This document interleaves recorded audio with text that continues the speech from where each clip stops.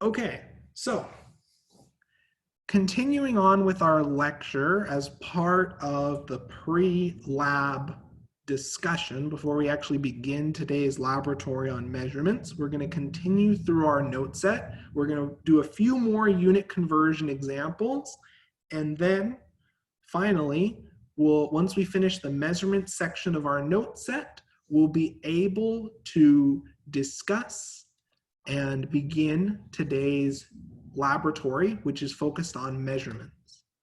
So continuing on from lecture, and just to get everyone back in the problem solving rhythm, I'd like everyone to start working on the following workbook questions. So this is from your provided workbook, and I'd ask you to perform the following conversion. I'd like you to convert 8,911 pounds to milligrams. So let's take about 4 minutes to work through this example, and I have my camera set up, so once we're done with this problem, I'll be able to show you in a calculator how to enter your responses into a calculator. I'll be using the TI-30XA, which is available from most supply stores, and we'll discuss that momentarily. So let's spend about 3 to 4 minutes working on this example, and in order to go from pounds to milligrams, we're going to need some conversions from our table. We're going to need some conversions from our table, which, just as a reminder, is on page 17 of your notes.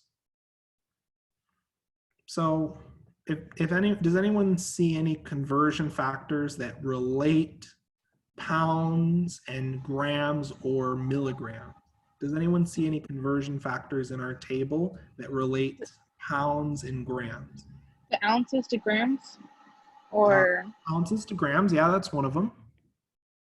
Are there any other conversions? Pounds to kg to kilogram to grams? Yep, we can go from pounds to kilograms, and we also have this pound to gram conversion.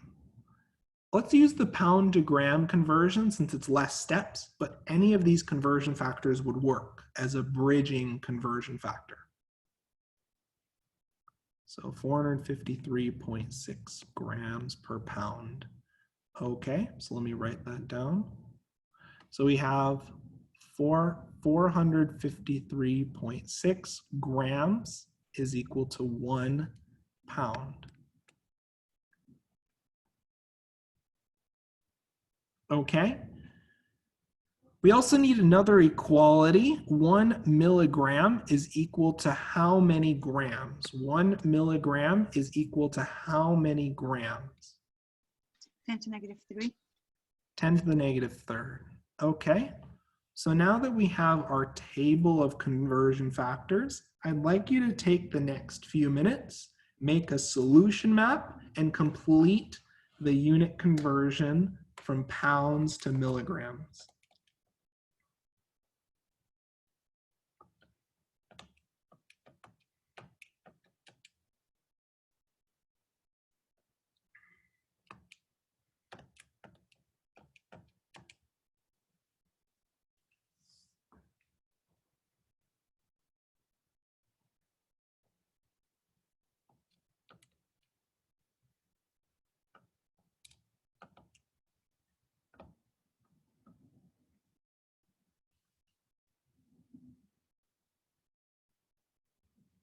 And don't be shy to share your responses in the chat or verbally.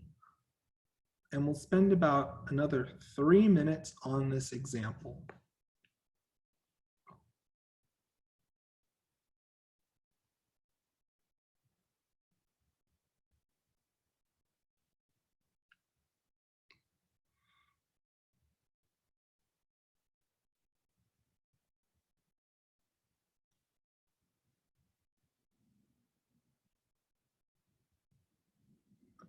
And if you have your calculator ready, I would get it out to the side because I'll be showing you how to enter values into your calculator in an example such as this.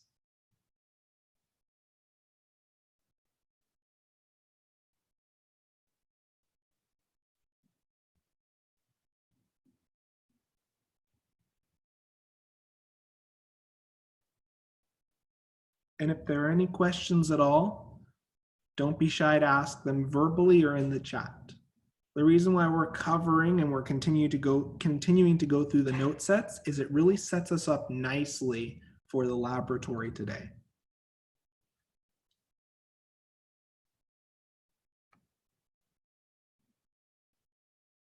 And if you're stuck, you can also message in the chat your proposed solution map, and I'd be happy to provide feedback.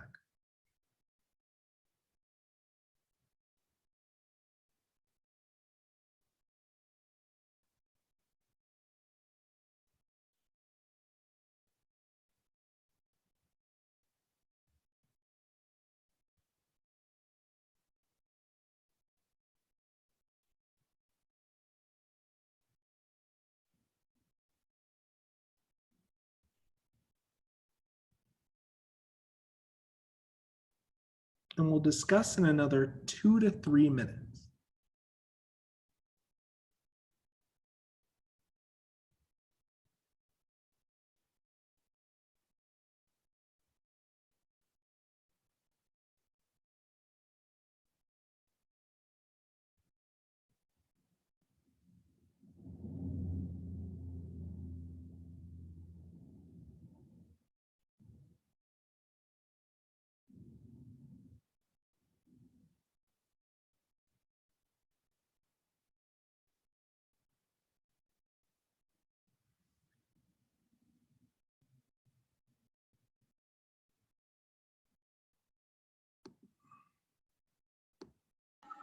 I guess I'm confused on how to set it up and what to put what on top and what to put what on bottom.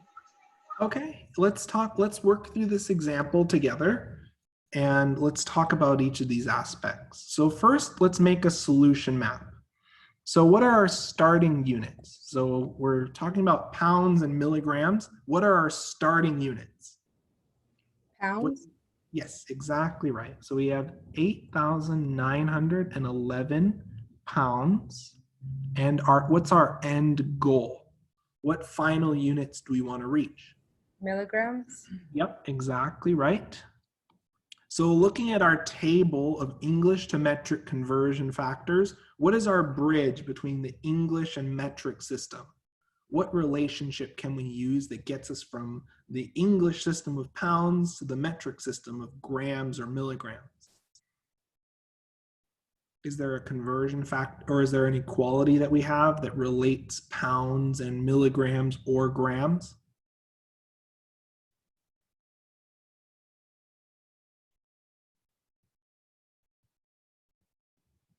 Is it the 453.6 grams?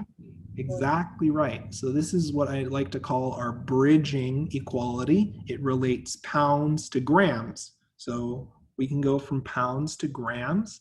And now that we're in the metric system, we have free rein to go to another prefix unit. Can we go from grams to milligrams pretty easily? Do we know how to do that? Or can we go from a base unit to a prefix unit relatively easily? Yeah, right. We can just convert it to grams. Yep, we've done this kind of conversion before. So now that we're in the metric system, we can very easily go to our prefix unit.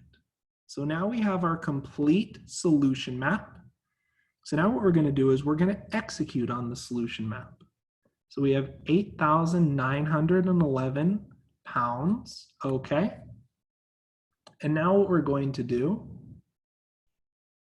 is if we're going from pounds to grams, so drawing our arrow, grams is, if we're going 2 grams, what units will go on top? If we're going 2 grams, what units will go on top? Grams? Exactly right, exactly right. So that in turn gives us 453.6 grams per every 1 pound. Perfect. Now for the next step. So we've set up our first unit conversion. Now for the next step, I'm just finding the right pen to show the second step. For the next step, we're going from grams to milligrams. And since we're going 2 milligrams, what units go on top? Milligrams. Yep, exactly right. So we have 1 milligram, and then on the bottom, we have how many grams? 10 to the negative 3. Exactly right. And now what I'm going to do is I'm going to turn on my camera, which is facing the back of my tablet, and I'm going to show you on the TI-30XA. So here's our TI-30XA calculator. Let me zoom out a little bit. Okay, and now what we're going to do is I'm going to show you the exact order of buttons that you need to push in order to compute powers of 10. Okay, so first and foremost, the on button will set things to 0.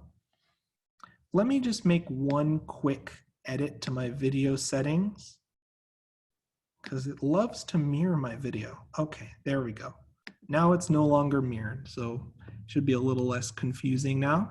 Okay, so to compute powers of 10, you're gonna hit the EE button. So to compute powers of 10, you hit the 1 button. We see a 1, then you hit the EE button, and you'll see these numbers pop up in the upper right-hand corner. Now we can enter our power of 10. For example, if I push 9, this is equivalent to 1 times 10 to the 9th. So if I hit equals, lo and behold, I get a really large number. That's 1 times 10 to the 9th. Let's clear it, and let me show you how to do negative powers of 10. So we hit 1, so we see 1. And now what we're going to do is we're going to hit EE. Okay, and to do negative powers of 10, you'll see this little sign change symbol, plus minus. You're going to push that button, and as you see, there's a negative sign. Does everyone see that negative sign? So if we want to do negative third, we hit a 3. And just to check your work, we see 1 times 10 to the negative third. If we wanted to compute that out, we hit the equal sign, and lo and behold, it will give us the long form value of 1 times 10 to the negative third. Now, there's a really cool button in your calculator. If you hit the second key, the green button, this turns on secondary functions. Now, if we notice, does everyone see these little green letters? There's some green letters above each of your numbers. Now, above the number 5 is a button called scientific, SCI. So if we hit second and 5, it will convert your number into scientific notation. Likewise, if you hit the second button and the 4 key, which is known as the flow key, it will convert any number in scientific notation to a decimal.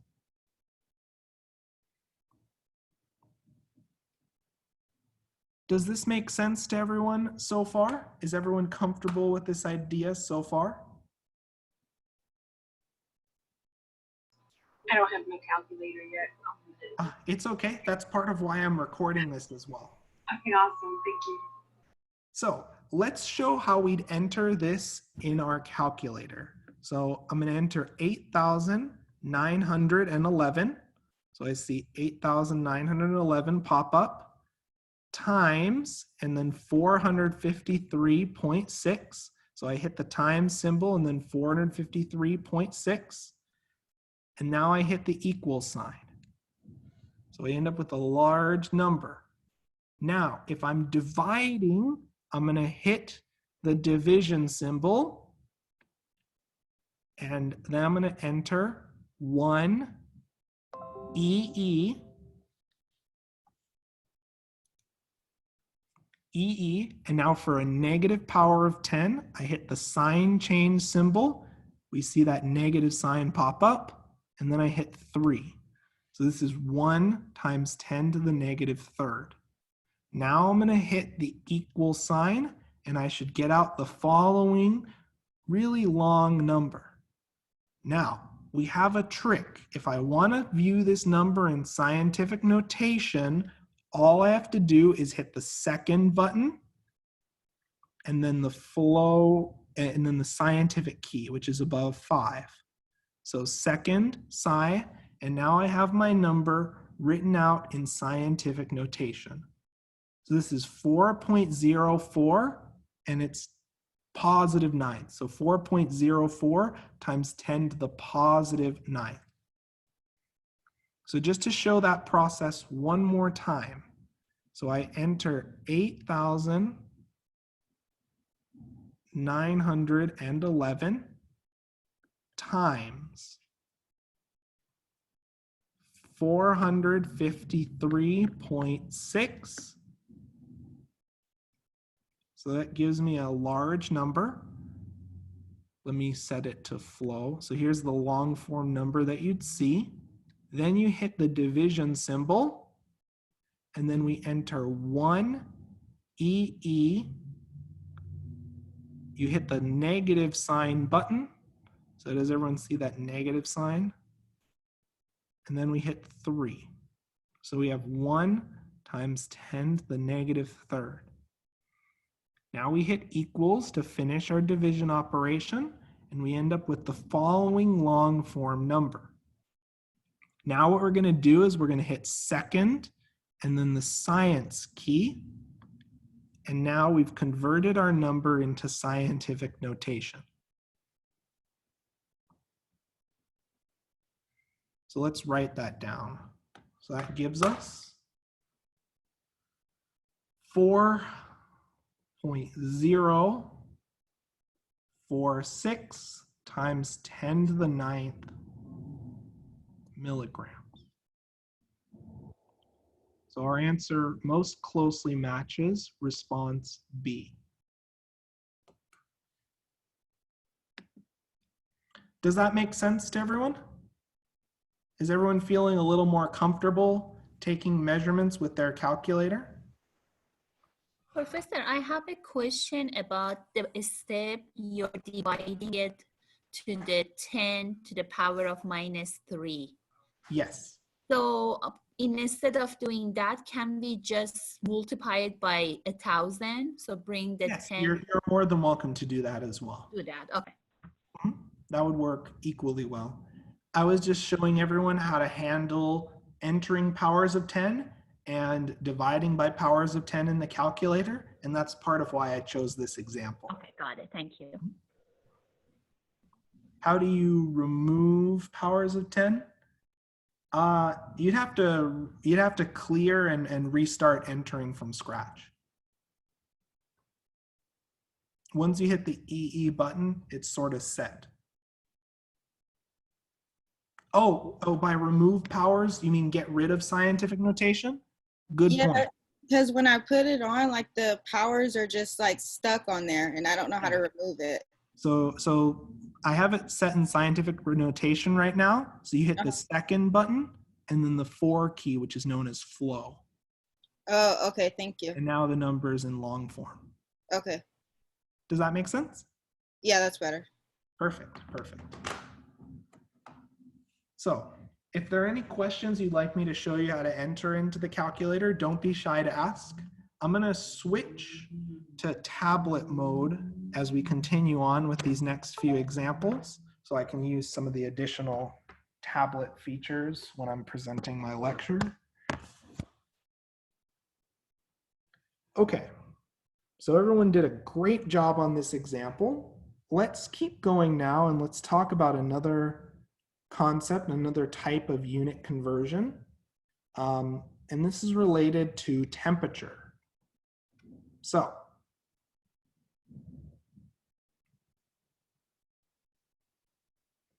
first and foremost, temperature is a measure of the amount of molecular motion in a sample. So at 0 degrees Celsius, we have a relatively small amount of molecular motion. Well, suppose we're at 100 degrees Celsius, we have a large amount of molecular motion. So temperature serves as a proxy for the amount of molecular motion in our sample.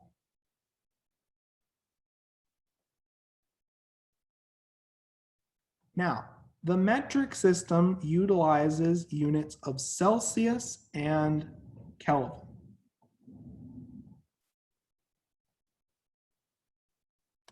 Unfortunately, in the English system, we use units of Fahrenheit. Thankfully, there is a defined conversion factor to convert between Fahrenheit and Celsius.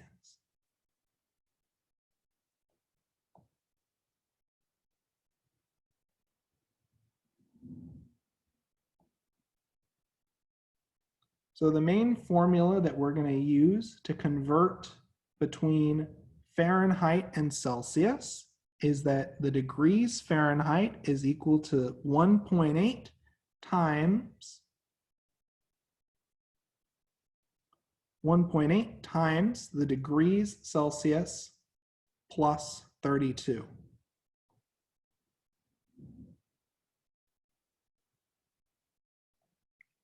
Oops, no parentheses there. So if we wanted to go from Celsius to Fahrenheit, you'd plug in the temperature in Celsius here and then add 32. The other form of this equation that you most commonly see is that degrees Celsius is equal to degrees Fahrenheit minus 32 times 5/9. In other words, dividing by 1.8. So these two equations represent the two pillars of Fahrenheit to Celsius conversions. Now, the most common temperature unit in chemistry are kelvins. Now, kelvins are really useful because they're an absolute scale, so there are no negative values.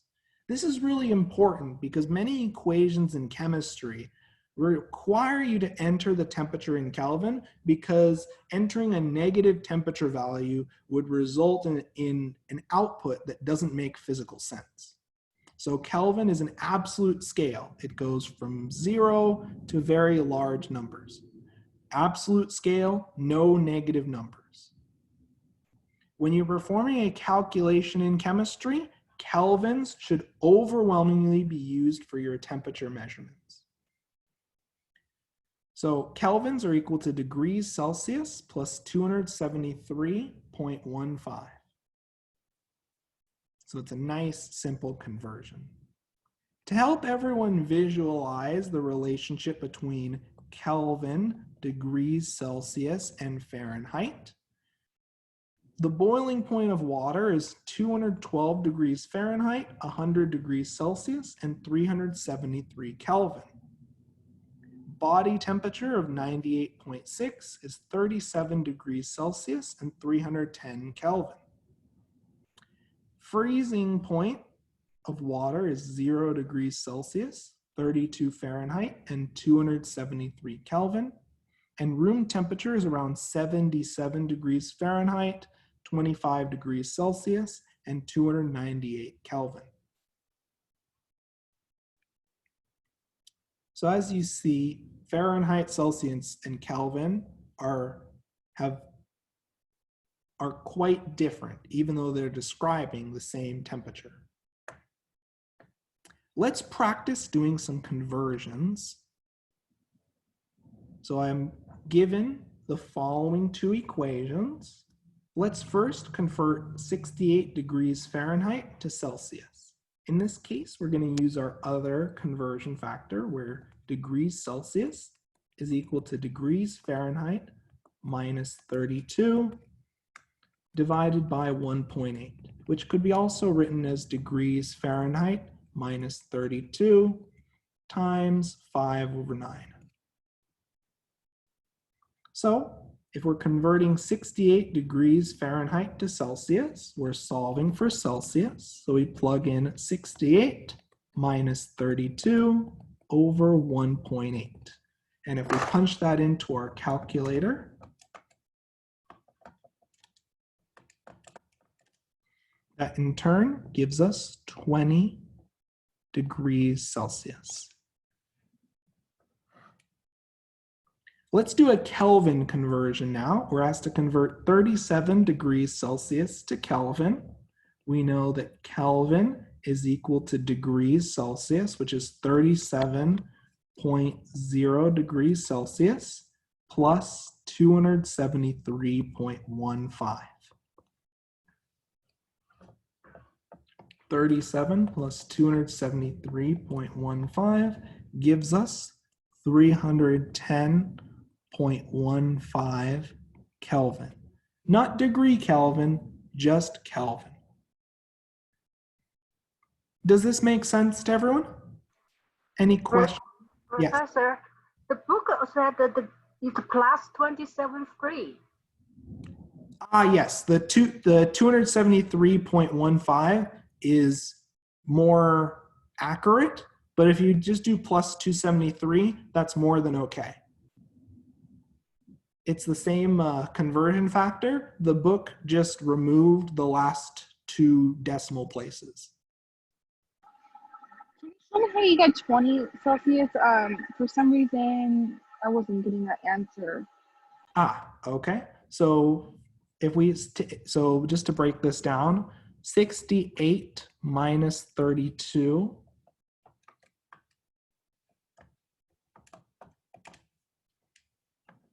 gives us 36, and then 36 divided by 1.8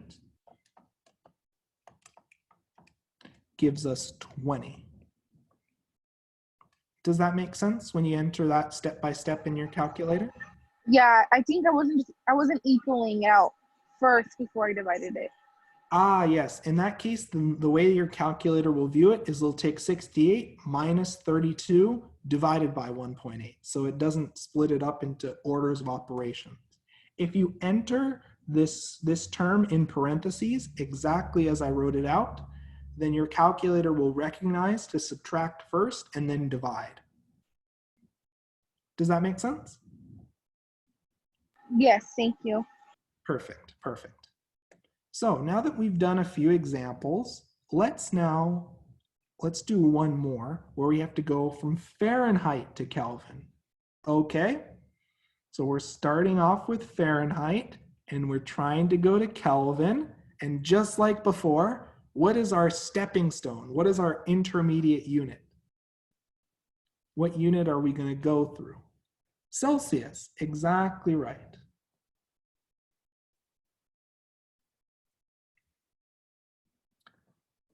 So we're going to go from Fahrenheit to Celsius to Kelvin.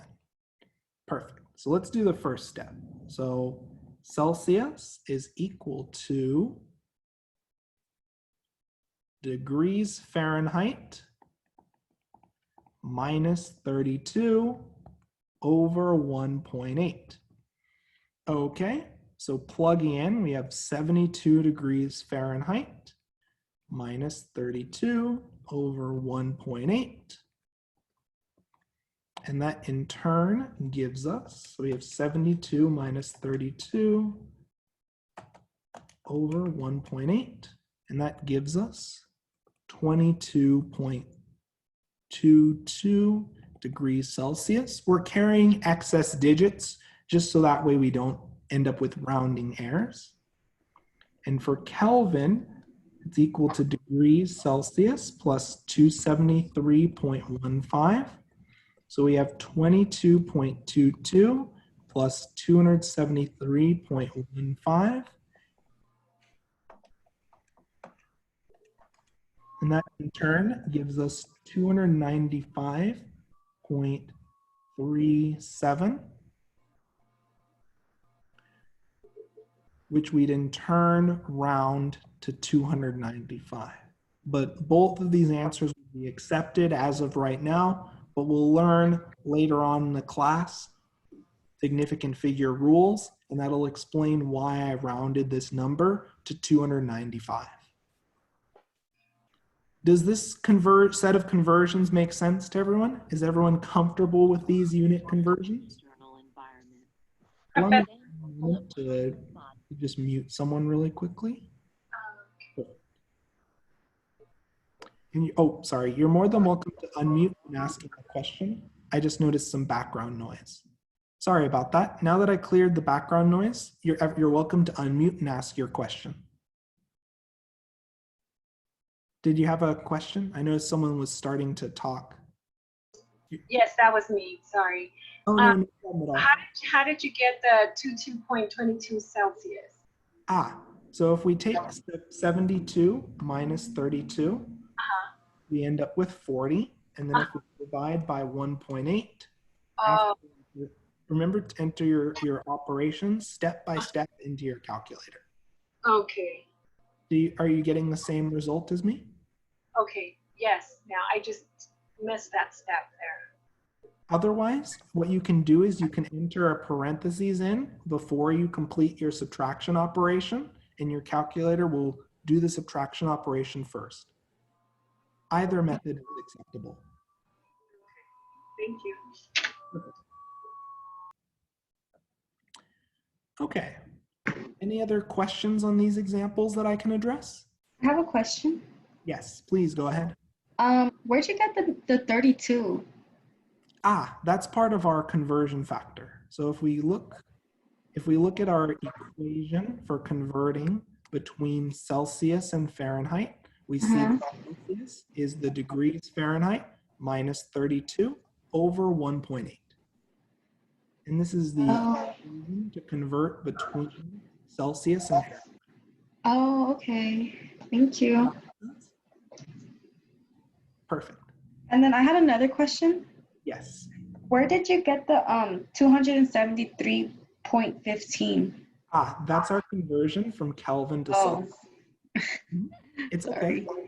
No problem at all. That's part of why I provided these conversions at the top. And these are conversions that you should be familiar with for the exams and homework. So we're always going to use those numbers, 32 and 273.15? This is a fixed conversion factor, just like the conversion factors that we've learned to go from prefix to base units. They're fixed numbers that'll always be the same when you're converting between Celsius and Fahrenheit and Celsius and Kelvin. Oh, okay. Thank you. Perfect. Any other questions that I can address?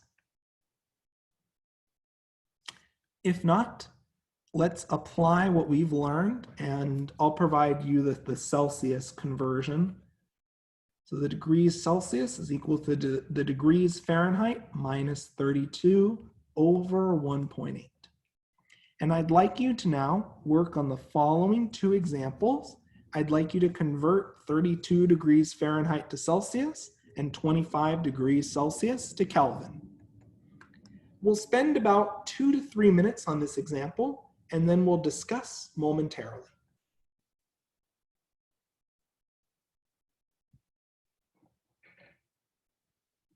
And I'm already seeing some reasonable responses in the chat, and we'll discuss this example in about another 2 to 3 minutes.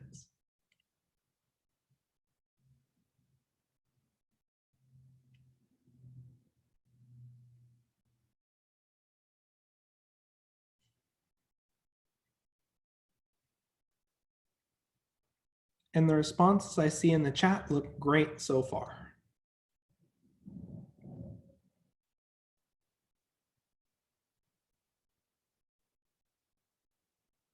Spend about another 1.5 to 2 minutes, and then we'll discuss. Let's try to get a few more responses in the chat, or if you have a question, don't be shy to ask your question in the chat or verbally.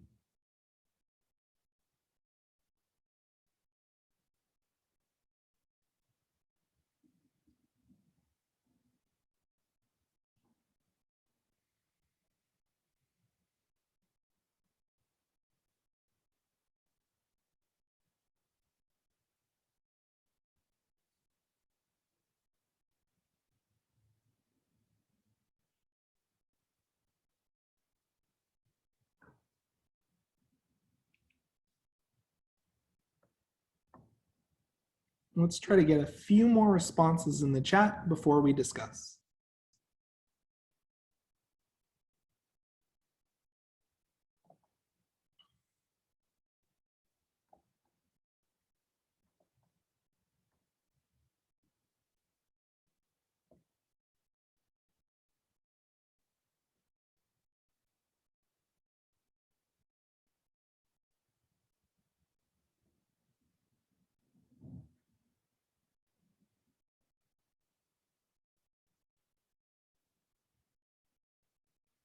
And the responses I see in the chat look reasonable. So let's now discuss these examples. So first, if we're converting 32 degrees Fahrenheit to Celsius, the degrees Celsius are equal to the degrees Fahrenheit minus 32 over 1.8. So we take 32 minus 32 over 1.8, and that gives us a degrees Celsius of 0 degrees Celsius. Let's look at this next example. We're asked to convert 25 degrees Celsius to Kelvin. We know that kelvins are equal to the degrees Celsius plus 273.15. So that gives us 25 degrees Celsius plus 273.15. So our temperature in Kelvin is equal to 298.15 Kelvin. Professor, for the 30, the one above it, what did we do with the 1.8? Does that not matter anymore? You still divide by 1.8, but 0 divided by 1.8 is still going to be 0. Does that make sense? Thank you. Perfect. So now let's put together these two unit conversions and let's do a multi-step conversion. So this time I'm asking you to convert 100 degrees Fahrenheit to Kelvin. So let's spend about 2 to 3 minutes on this example and then we'll discuss together.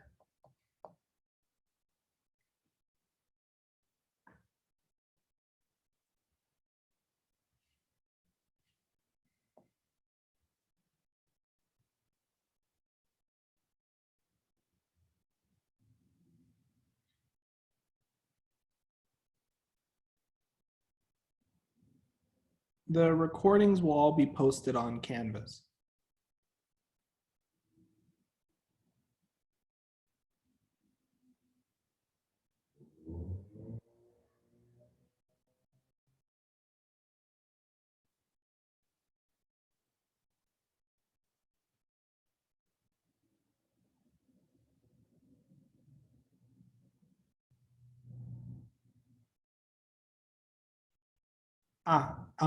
For waitlisted students, if you're added to the class, you'll have access to all of the lecture recordings as well as the lab recording. And they're also on the course YouTube channel as well.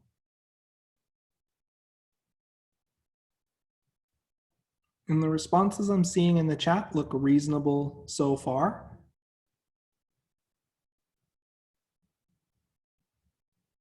Let's try to get a few more responses and then we'll discuss.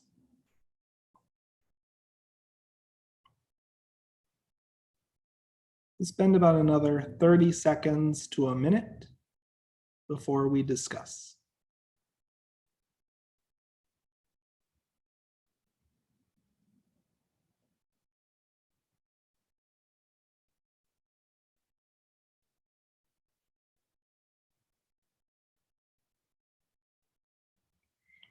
Okay, so first and foremost, we're trying to go from Fahrenheit to Kelvin. So we're going through our intermediate unit of degrees Celsius. So we know that degrees Celsius are equal to Fahrenheit minus 32 over 1.8. So that in turn gives us 100 degrees Fahrenheit minus 32 over 1.8.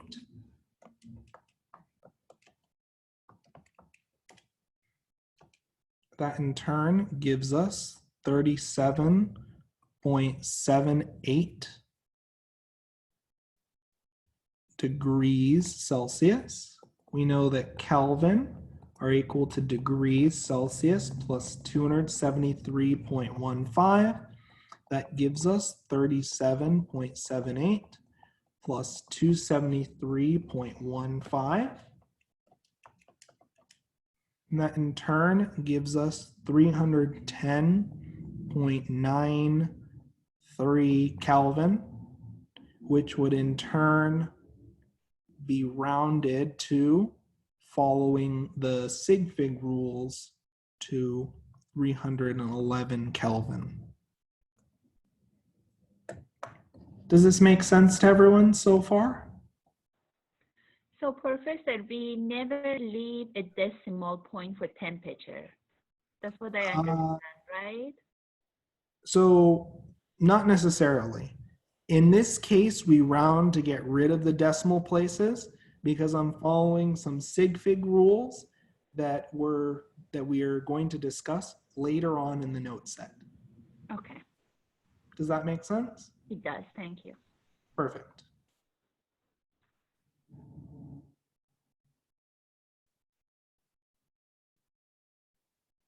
Okay, so we're very comfortable with unit conversions. So another type of unit conversion, another type of unit that we commonly encounter in chemistry are what are known as composite units. So composite units are a unit of measurement that contains two or more base units. So for example, density, which is a common physical property that's measured for different substances, is expressed in grams per milliliter. Volume is expressed as centimeters cubed. Velocity or speed is commonly represented in meters per second. Now, you can think of composite unit conversions as two discrete unit conversions lumped together. So for composite unit conversions, let's look at an example and let's show the problem-solving process to convert between composite units. So first and foremost, you handle each unit in the composite unit individually. You identify your starting and ending units, and you go through the base unit.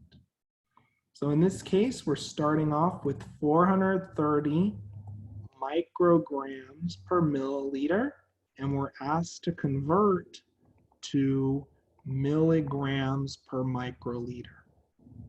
Okay, so let's treat this composite unit as two separate unit conversions. So first things first. We're going from micrograms to milligrams. So what is our stepping stone? What is our stepping stone on top? What is our intermediate unit on top? To go from micrograms to milligrams. Grams. Yep, so we're gonna go to grams per mil and then to milligrams per mil. Okay, so we've completed the first top half of our unit conversion. We still have the bottom half to deal with. So in the bottom half, we're trying to go from milliliter to microliter. So what is our intermediate stepping stone to go from 1 over milliliter to 1 over microliter? What's our stepping stone? Liters. So we're going to go to milligram per liter. So notice how, in effect, we have two unit conversions lumped together.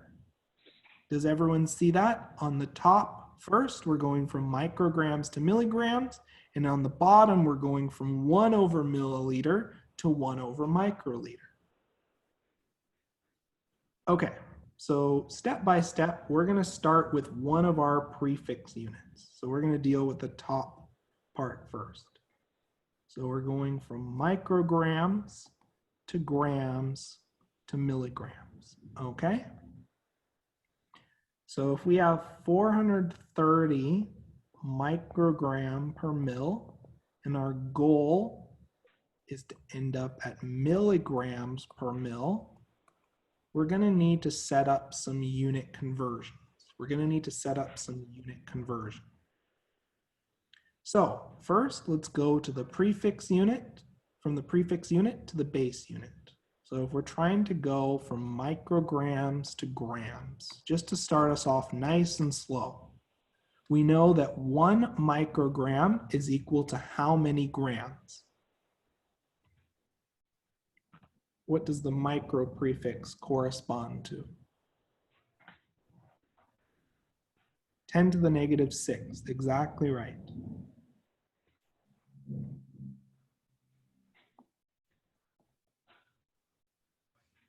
Okay, perfect. So to go from micrograms per mil to gram per milliliter, we need to multiply by our conversion factor.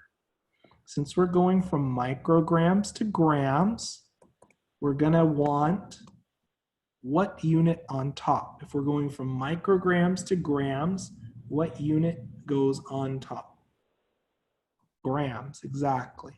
So we know we have 10 to the negative 6 gram per microgram. And that in turn gives us 430 times 10 to the negative 4th gram per mil. Notice how the milliliter units don't disappear. Oops, sorry, this shouldn't be 430, it's 4.30 times 10 to the negative 4th. And you get this when you punch these two numbers together into your calculator. Any questions on this first step? So this is something that we've likely seen before in our prefix to base unit conversions. Let's continue on now.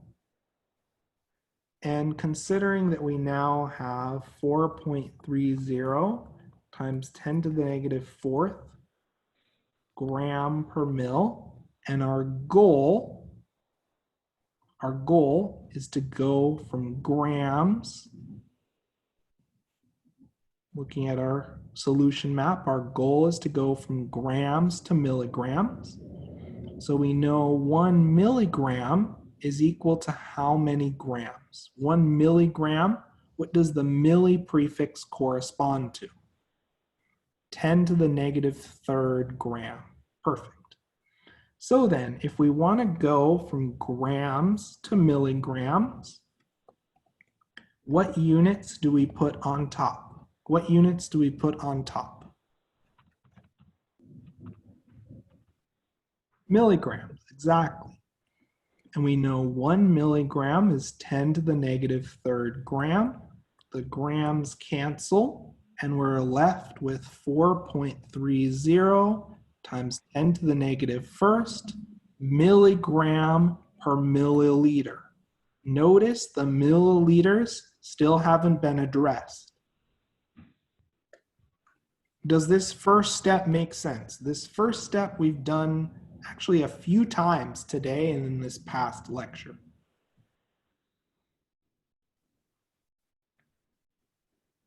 Does this make sense so far?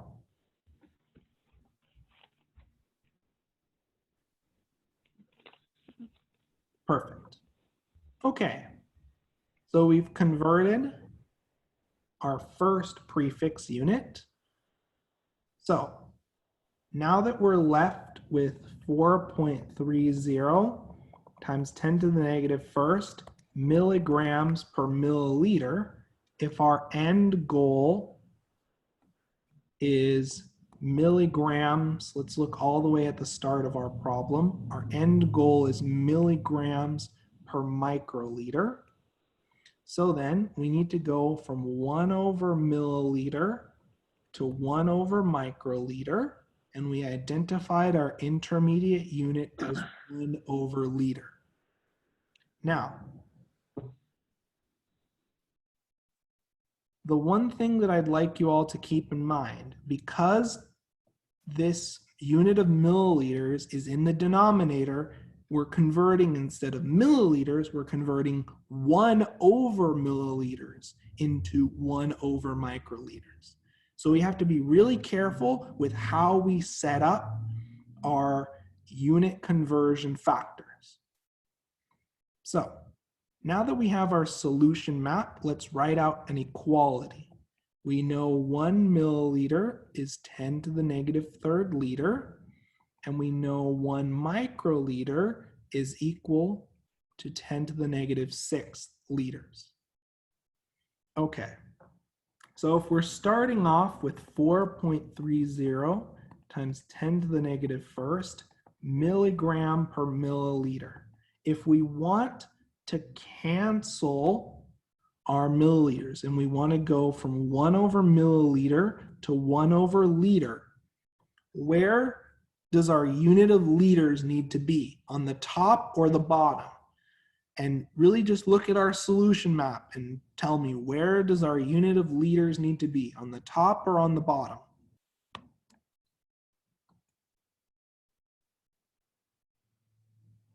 So our unit of liters in our solution map needs to be on the bottom. So we put our unit of liters on the bottom. And then if we want to cancel our unit of milliliters, what needs to go on the top? Milliliters, yep. So in 1 milliliter, we have 10 to the negative third liter.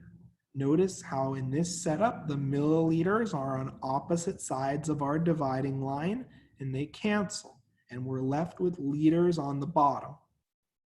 Does that make sense to everyone? You place your units in the solution map in the exact same spot in your conversion factor. Liters on the bottom, liters on the bottom. Let's do another example. If we're going from 1 over liter to 1 over microliter, where do microliters need to go? On the top or the bottom?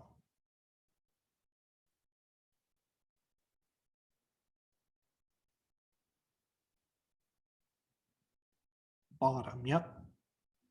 So we know in 1 microliter, we have 10 to the negative 6 liters, and that allows our liters to cancel. So if we multiply by our conversion factors, so just rewriting our solution once again, we have 4.30 times 10 to the negative first milligrams per milliliter. We know in 1 milliliter, there are 10 to the negative third liter. And we know that we have 10 to the negative sixth liter per 1 microliter. Milliliters cancel, liters cancel. And we're in turn left with 4.30 times 10 to the negative fourth milligrams per microliter. And this is after you enter each of these numbers into your calculator. Does that make sense to everyone so far?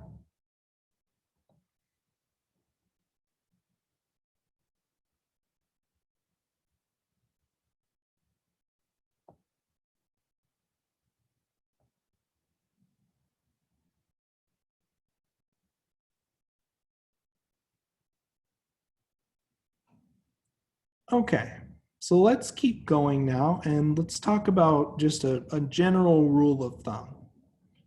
You want to choose a conversion factor that contains your desired unit in the same location as the units in your final answer. Additionally, you want to choose a conversion factor containing your starting units on the opposite side of the dividing line. So let's look at an example. We're asked to convert 350 kilograms per milliliter into micrograms per kiloliter. So I'm going to treat these unit conversions piecewise. So first things first, looking on the top, I have kilograms. I want to get to micrograms. What is my stepping stone? What intermediate unit gets me from kilograms to micrograms? Grams. So I'm going to go to units of gram per mil. Wonderful. And now for my second And then once I'm at gram per mil, I'm going to go to microgram per mil. Okay. Now for the next conversion, the next prefix unit, I'm starting with units of milliliter. I want to get to units of kiloliter. So what stepping stone do I need to go through? Liter. So I have 1 microgram per liter. Oh, let me just say units of microgram per liter. We'll fill in the exact numbers momentarily. Okay, so now that I have my solution map set up, I'm going to write some equalities. I know 1 kilogram corresponds to 10 to the 3rd gram. 1 microgram corresponds to 10 to the negative 6th gram. 1 milliliter corresponds to 10 to the negative 3rd liter, and 1 kiloliter corresponds to 10 to the positive 3rd liter. Okay, so now that I have my tools that I'm going to use for this conversion, I'm going to write my starting number, 350 kilograms per mil. Now, following my solution map, if I'm going from kilograms to grams, in my conversion factor, what units do I need to have on top? What units do I need to have on top?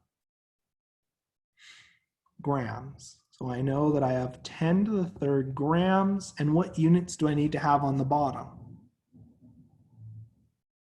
Kilograms. Okay, kilograms cancel. We're good to go.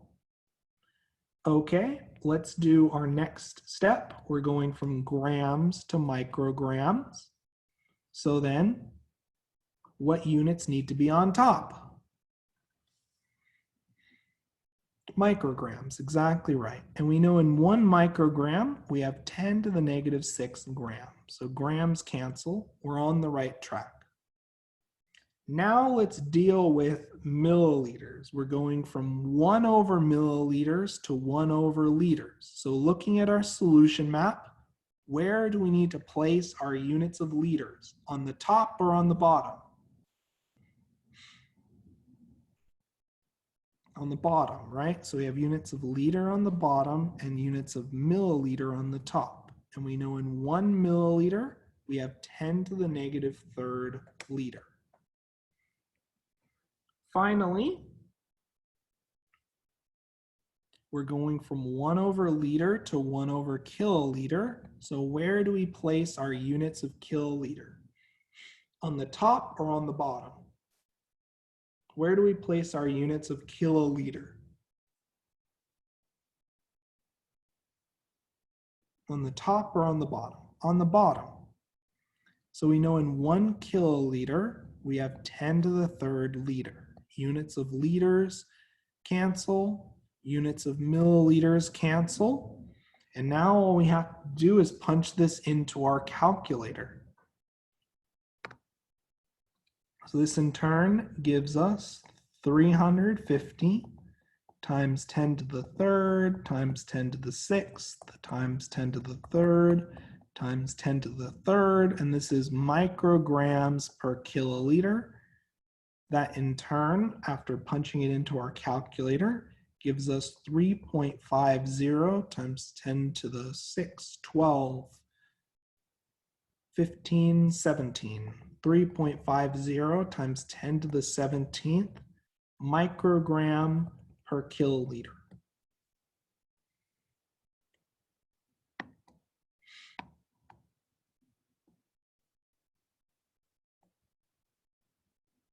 Does this make sense to everyone so far?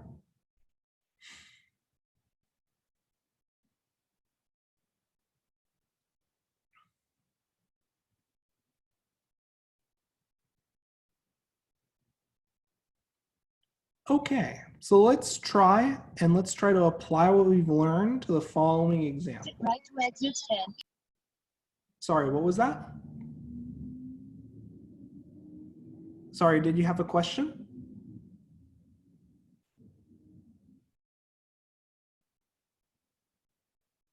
Is there a question I can address?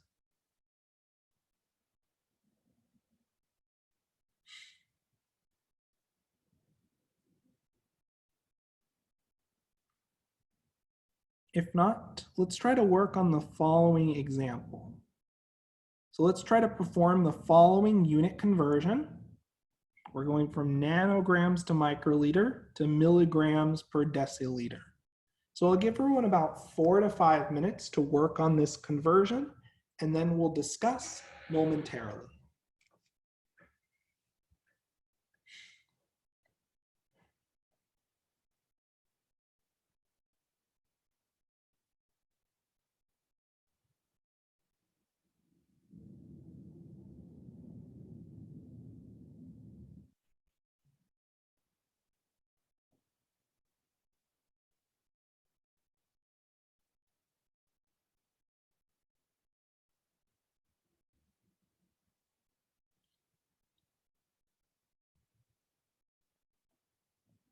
And don't be shy to ask any questions you have in the chat or submit your proposed solution in the chat. And we'll discuss this example in about 4 minutes.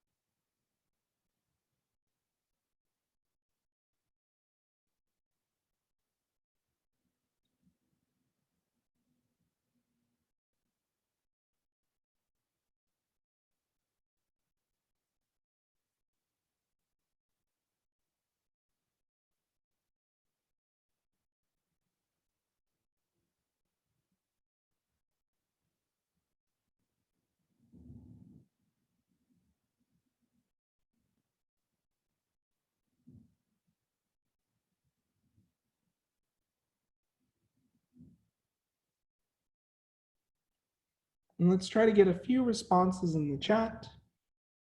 In worst case, you can type your proposed solution map in the chat so I can provide feedback.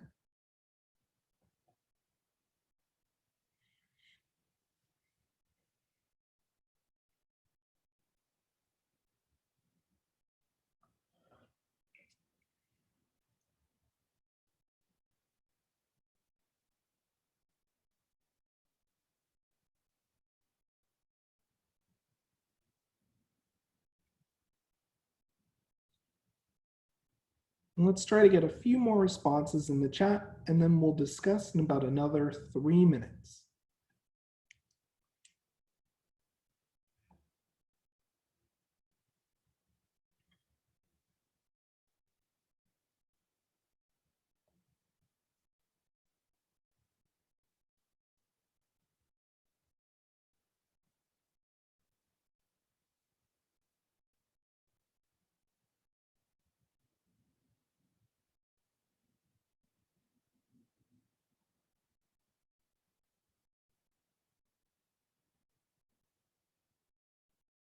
And let's try to get a few more responses in the chat before we discuss in about 2 minutes.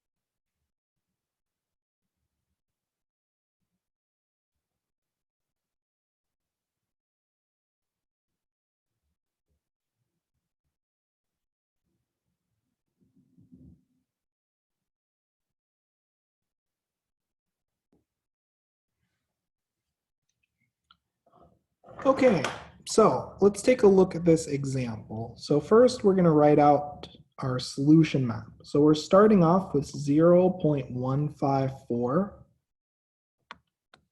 nanograms per microliter. Okay? So our end goal at the end of all of this unit conversion process would be units of milligram per deciliter. Okay, so let's treat these unit conversions as two separate cases. So let's start on the top. We're trying to go from nanograms to milligrams. So what are our intermediate units? What units are we going to go through? From nanograms to milligrams, we're going to go through units of grams. So we end up with grams per microliter, followed by milligrams per microliter. That's our first step. And now for our second step, as many of your classmates have noted, if we want to go from microliter to deciliter, what intermediate units will we go through? What intermediate units? We'll be going through liters. So we'll be going from milligrams to microliter to milligram to liter to milligram per deciliter.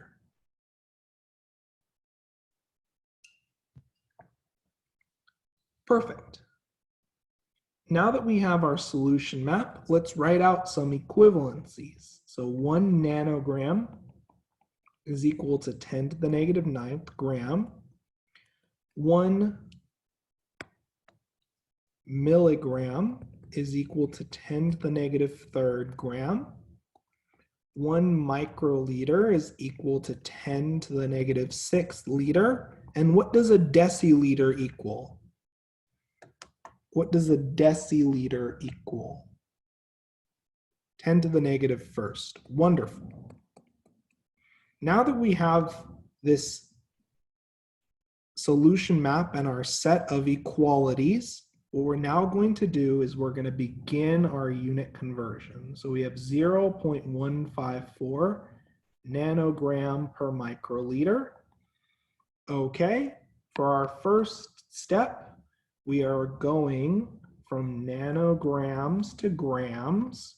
So we're going to have units of grams on top. So we have 10 to the negative 9th grams per 1 nanogram. Nanograms cancel. For our second step, we're going to go from grams to milligrams. So in this case, we know in 1 milligram, we need milligrams on top because that's what we're going to. We have 10 to the negative 3rd gram. Okay. Continuing on, if we're going from 1 over microliter to 1 over liter, where do our units of liters go? On the top or the bottom?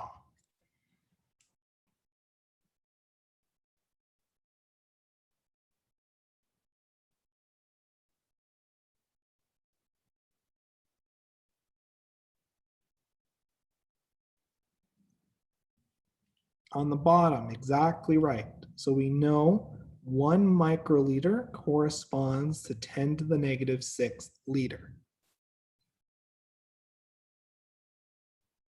Continuing on, going from liter to deciliter, or 1 over liter to 1 over deciliter, we're going to have units of deciliter on the bottom, and that corresponds to 10 to the negative 1st liter. So microliters cancel, liters cancel. And so entering this into the calculator, we have 0.154 times 10 to the negative 9th times 10 to the 3rd times 10 to the 6th times 10 to the negative 1st milligrams per deciliter. So that in turn gives us 1.54 times 10 to the negative 2nd milligrams per deciliter. There we go. Any questions on these examples?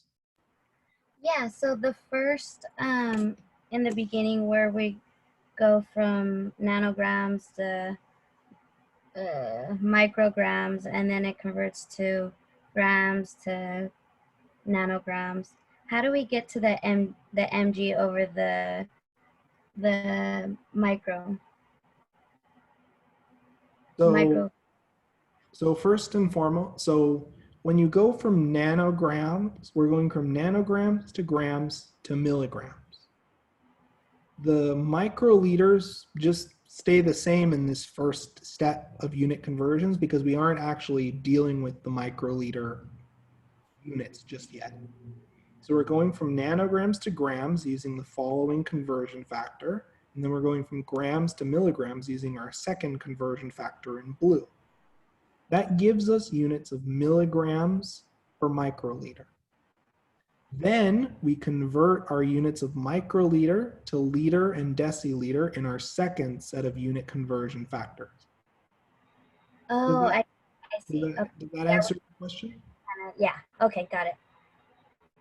Unit conversions for on top don't affect the units on the bottom just yet. Unless we're explicitly trying to cancel out microliters, that unit will just stick around and be carried through our conversion. Does that make sense? Yes. Perfect. Any other questions I can address? Okay, so let's look at another type of composite unit, and these composite units are known as cubic and square units. Now, the only thing you need to be careful of with cubic and square units is that you need to make sure you convert each component of a cubic or square unit. So in this case, we're asked how many centimeter cubed are in 150 millimeter cubed. So our starting unit is 150 millimeters cubed. Now, if our end goal is centimeter cubed, what should our stepping stone be to go from millimeters to centimeters? What's our intermediate unit? What's our base unit? Meters, exactly right. But instead of just normal meters, since we're dealing with cubic units, it will be meters cubed. Now, there are two methods of dealing with this. First, you can start by writing out your equalities. We know 1 millimeter is equal to 10 to the negative third meter, and 1 centimeter is equal to 10 to the negative second meter. Wonderful. Okay, we have our conversion factors established. We have our equalities established. Now we're going to start to try to convert. And I'm going to write this millimeters cubed in its expanded form, which is 150 millimeters times millimeters times millimeters. Okay? And now, if I wanted to go from millimeters to meters, what units do I need to have on top? What units do I need to have on top? Meters. So I know I have 10 to the negative third meter per 1 millimeter. And I've canceled one of my millimeter units, but am I done? Is this a complete conversion?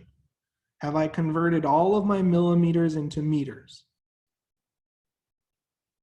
No. And that's why I really like everyone to write out their units. So we have 10 to the negative third meter per 1 millimeter. So we'll cancel our second millimeter, and then we'll finish by multiplying one more time by 10 to the negative third meter per millimeter, which cancels our last millimeter unit. Another way of thinking about this is we can have 150 millimeters cubed, and then we're multiplying by our conversion factor of 10 to the negative third meter per millimeter, except we're cubing our conversion factor. In both cases, we get the final answer after our first step of 150 times 10 to the negative 9th meter cubed, which is equivalent to 1.50 times 10 to the negative 7th meter cubed. We're not quite done here, so now we have to go from meter to meter cubed to centimeter cubed. So we have 1.50 times 10 to the negative second meter cubed. And my question to all of you is, what unit do we need to have on top? What unit do we need to have on top? And I'm going to write this as meter times meter times meter, just so that way no one forgets to convert every single one of these units. We want centimeters on top, exactly right. And we know 1 centimeter corresponds to 10 to the negative second meter. We've canceled one of our meters. Are we done? Have we converted everything successfully? No, obviously not, right? We still have two more meters floating around. So we have 1 centimeter over 10 to the negative second meter. So we canceled our second meters, and then 1 centimeter over 10 to the negative second meter. We've canceled our third meters, and that in turn gives us 1.50 times 10 to the negative 7th meter cubed times 1 over 10 to the negative second times 1 centimeter over 10 to the negative second meter cubed. And if we punch out either of these expressions in our calculator, we get 1.50 times 10 to the negative first meter cubed. Oops, not meter cubed. Meters canceled. Centimeters cubed. There we go. Perfect. So the only thing that's tricky about cubic units is you need to convert every single one of our units. Ah, yeah. So 150, so this 150 is equivalent to 1.50 times 10 to the second. And 2 minus 9 gives us negative 7. You would also get this result if you punch this directly into your calculator. Does that address your question? Perfect. Any other questions I can address?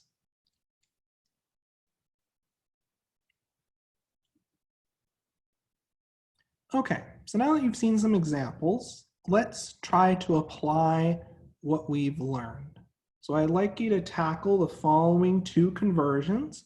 We'll spend about 5 to 6 minutes on these 2 examples, and I'd like you to submit your responses in the chat, or you can unmute and propose your responses verbally. We'll discuss these examples in about 5 to 6 minutes, and if you have any questions, don't be shy to ask them in the chat or verbally.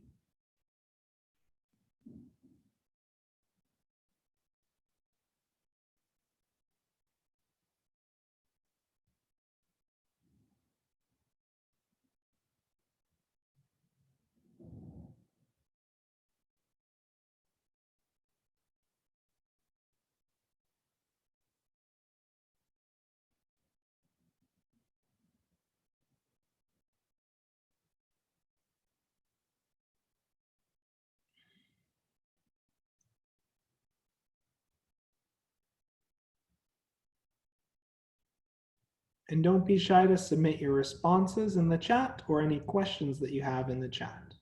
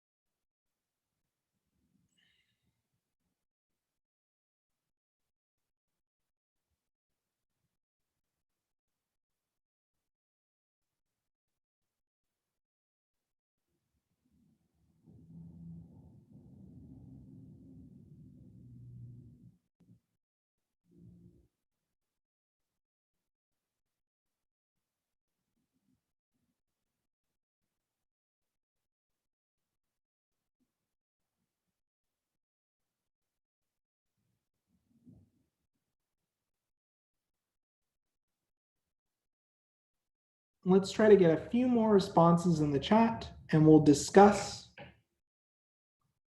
in about another 4 to 5 minutes.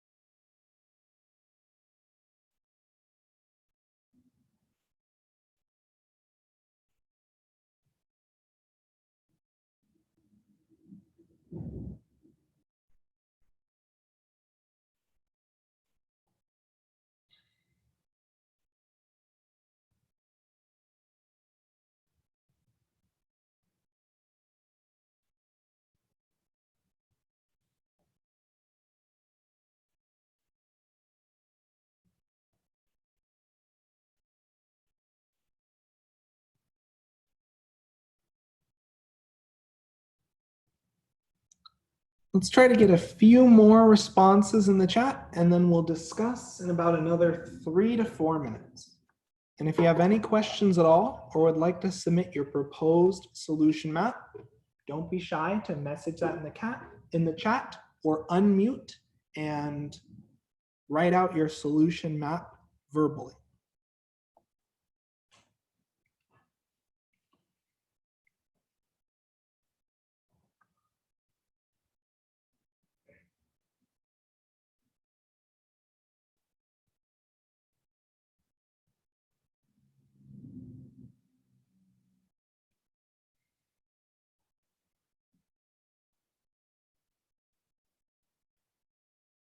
And if you have any questions, don't be shy to ask them in the chat. I'd be more than happy to help answer any questions that you have. And we'll discuss in about another 2 to 3 minutes.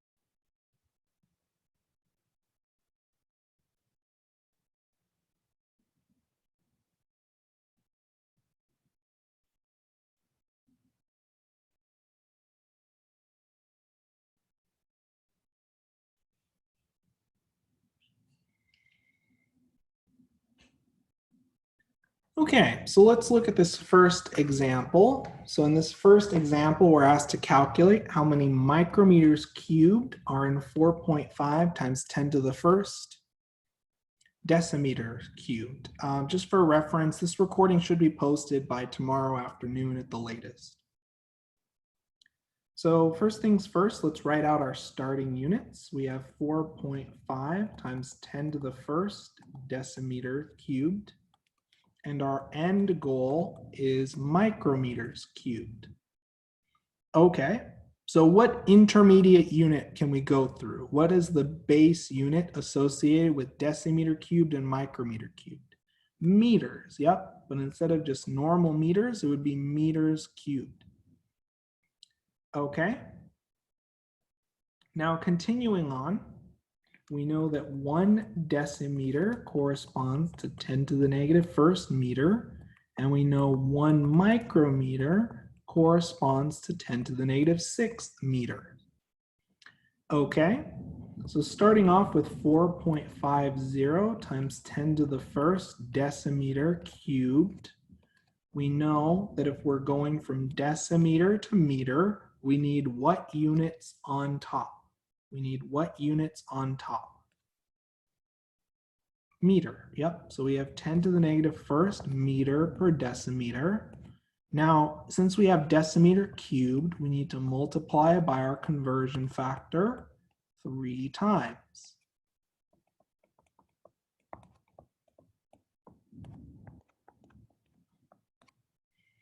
Okay, now if we're going from meter cubed to micrometer cubed, what units need to be on top? What units need to be on top?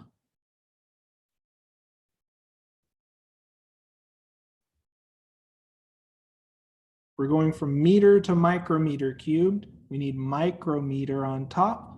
So in 1 micrometer, we have 10 to the negative 6 meter. So we've canceled one of our meters, but are we done? Are we done? Have we canceled everything? No. So we need to continue. We know 1 micrometer corresponds to 10 to the negative 6th meter, and 1 micrometer, let me write that a little more clearly, corresponds to 10 to the negative 6th meter. So if we punch that into our calculator, we have 4.50 times 10 to the 1st times 10 to the negative 3rd times 10 to the 18th micrometer cubed. That gives us 4.50 times 10 to the 16th micrometer cubed. Does this make sense to everyone so far? If you punch this string into the calculator exactly as written, you will get this same result. Does someone have a question I can address? So the 6 times 3, that's what equals the 18, the 10 to the 18. Yep, because we have 3 10 to the negative 6th on the bottom, so we move them to the top. Yep, that's exactly right. Any other questions I can address on this example?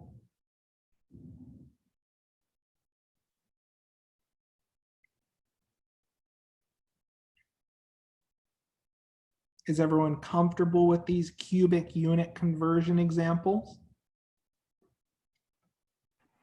I think I need a little more practice, and then maybe. Okay. Yep, definitely. We'll do another example here. This time we're combining a composite unit and a cubic unit conversion. So remember, treat composite units as 2 different unit conversions and process them step by step. So I'll give everyone about 4 to 5 minutes on this example, and then we'll discuss.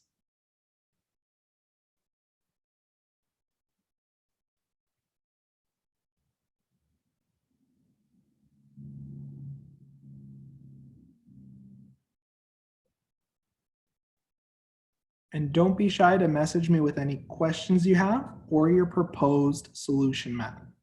I find the act of practicing and working through a problem can in turn help reveal any questions that you have and can help you develop a lot of the skills necessary to work through these problems in the future.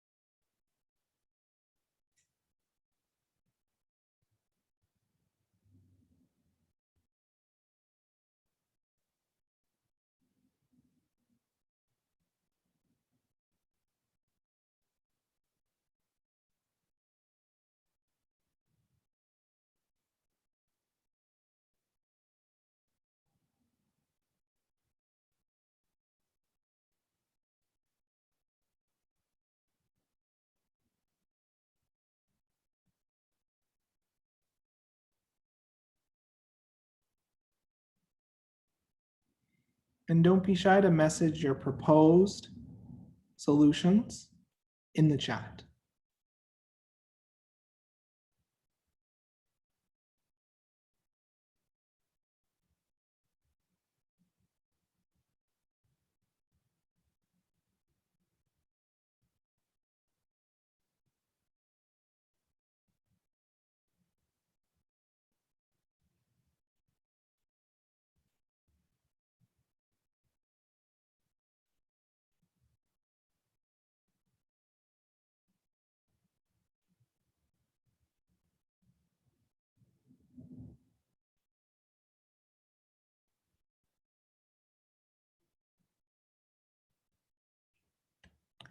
My office hours are noted in the syllabus, and I have office hours Monday, Tuesday, and Thursday. And I can give you the times at the end of this laboratory session. And don't worry, this problem in particular is about as difficult as it's going to get for unit conversions. But I wanted to have everyone an opportunity to attempt this example, and then we'll go over the solution.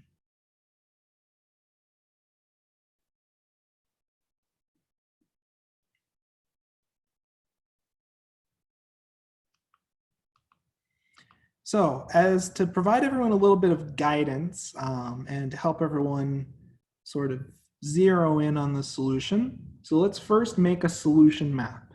When in doubt, go back to the basics that we've learned at the start of this section. So we have units of kilogram per kilometer cubed, and we're trying to go to our final units of microgram per centimeter cubed. Let's deal with our top units first. So we're trying to go from kilograms to micrograms. So what is our intermediate unit? What is our intermediate unit? Grams, yep. So we're going to grams per kilometer cubed, and then finally to micrograms. Whoops, one moment.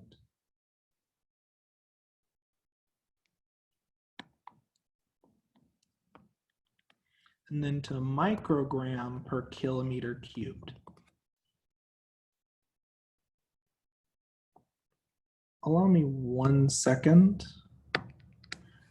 Sorry, sometimes OneNote is mildly laggy. Give me 1 second just to allow OneNote to catch up to what I'm writing. Okay, so we have 1 microgram per kilometer cubed. Now for our next step, we're trying to go from kilometer cubed to centimeter cubed. So what is our intermediate unit going to be? If we want to go from kilometer cubed to centimeter cubed, we go through units of meter cubed. Okay, now let's write some equalities. We know 1 kilogram is 10 to the 3rd gram. We know 1 microgram is 10 to the negative 6th gram. We know 1 kilometer is 10 to the 3rd meter, and 1 centimeter is 10 to the negative 2nd meter. These are all from the table of unit conversions that I provided you. Okay. Continuing on now, let's handle our first unit conversion. So we have 1.6 times 10 to the 15th kilogram per kilometer cubed. Just like before, we're going from kilogram to gram. So how many grams are in a kilogram? How many grams are in a kilogram?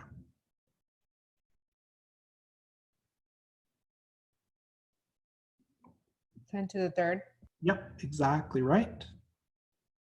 Okay, continuing on, we're going from gram to microgram. So what units need to be on top? Microgram? Yep, exactly. So in 1 microgram, we have 10 to the negative 6th grams. Okay, perfect. Now, continuing on from there, we're going from kilometer cubed to meter cubed. Okay, so then what units do I need to have on the bottom? Meters or kilometers? What units do I need to have on the bottom? Meters, yep, exactly right. And I need kilometers on top. So we have 1 kilometer for every 10 to the 3rd meter. Now, since it's a cubic unit, we're going to need to write out our conversion factor a total of 3 times to cancel each of our kilometer units.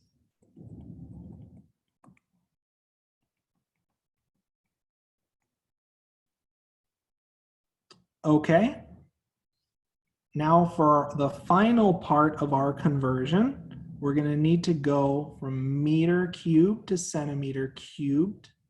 So then we're going to put centimeter on bottom. So we know we have 10 to the negative 2nd meter per centimeter. Now, one other way, instead of writing out your unit conversion factor 3 times, is to instead cube your conversion factor. So let's unpack this a little bit. So when we cube our conversion factor, this is equivalent to saying we have 10 to the negative second times 10 to the negative second times 10 to the negative second meter cubed per centimeter cubed. So we're essentially, cubing the unit conversion factor is essentially the same as multiplying it by itself 3 times.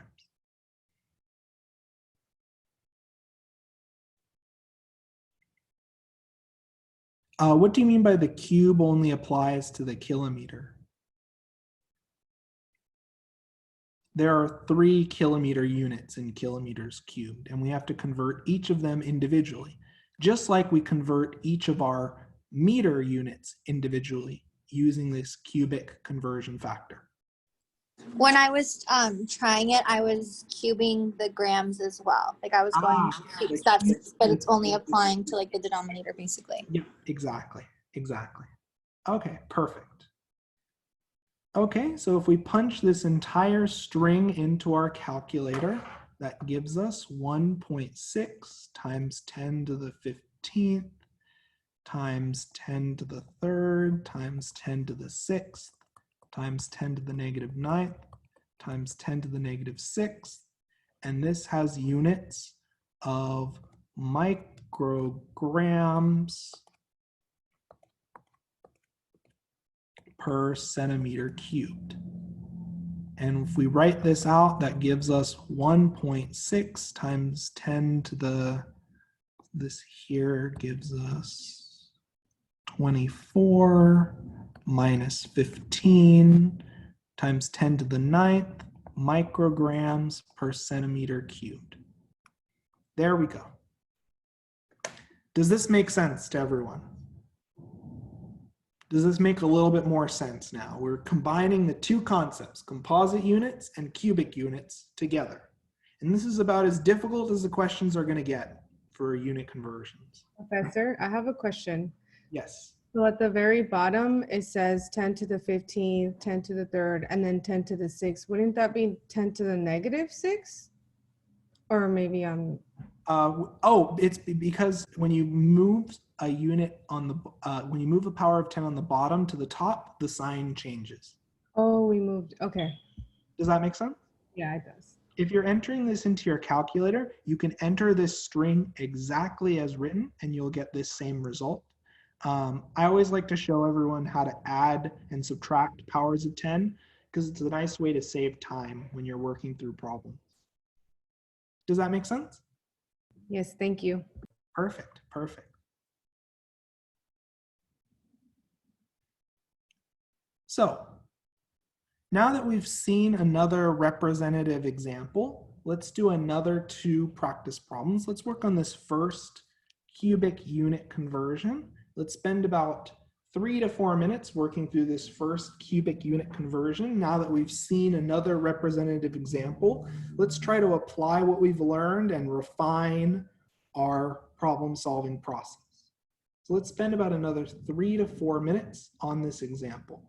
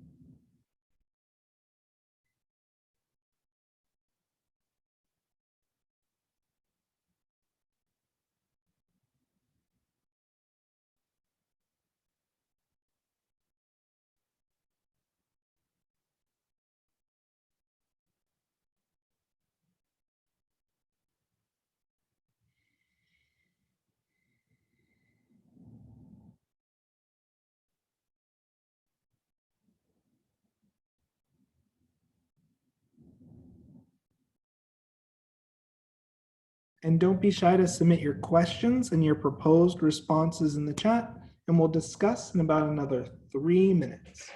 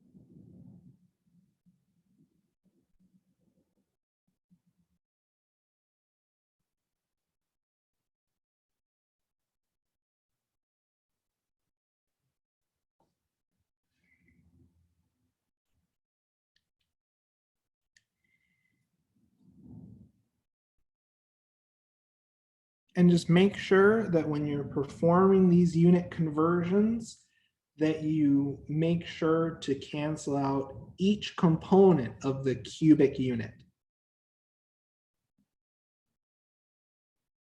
And we'll discuss this example in about another 2 minutes.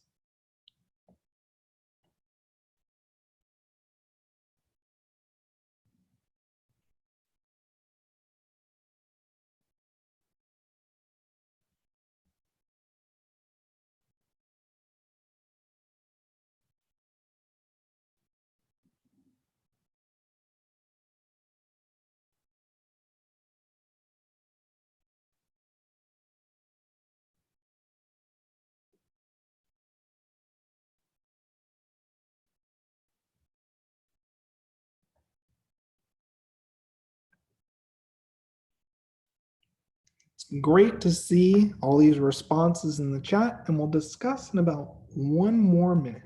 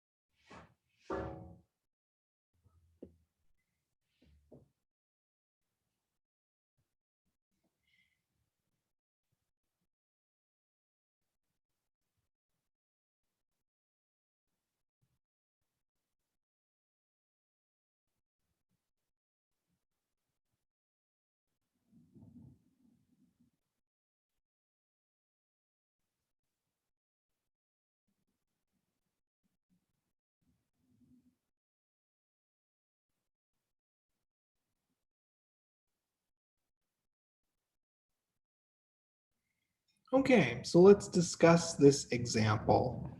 So in this case, we're starting with the units of millimeter cubed, and we're asked to reach final units of nanometers cubed. So what intermediate stepping stones will we be going through? Meter, yep. And instead of just meters, it would be meters cubed. We know 1 nanometer is equivalent to 10 to the negative 9th meter. And we know 1 millimeter is equivalent to 10 to the negative 3rd meter.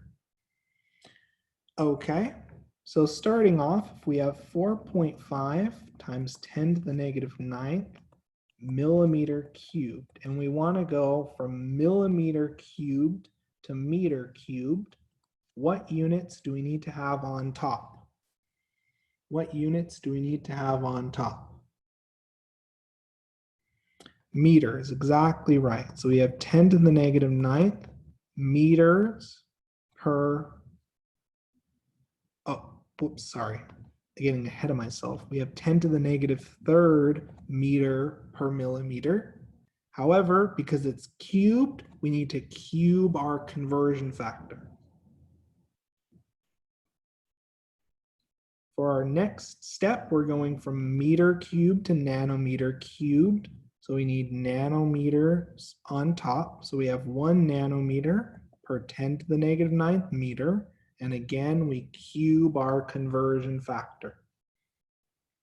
So if you punch this into your calculator, you'll in turn get 4.5 times 10 to the negative 9th times 10 to the negative 9th times 1 over 10 to the negative 27th nanometer cubed, which in turn gives us 4.5 times 10 to the 9th nanometer cubed.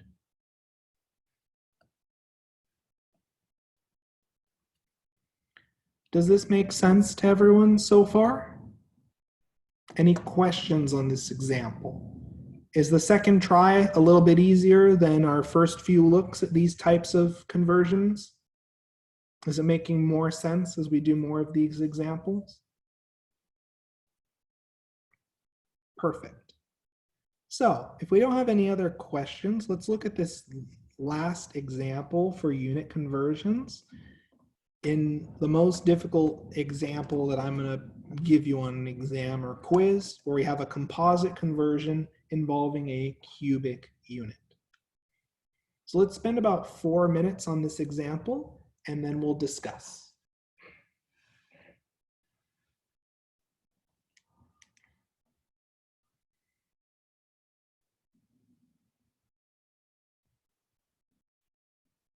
We already see some fast responses, but don't worry, you're welcome to take the full 4 to 5 minutes. And if you have any questions working through these examples, don't be shy to message me in the chat or unmute and ask your questions verbally.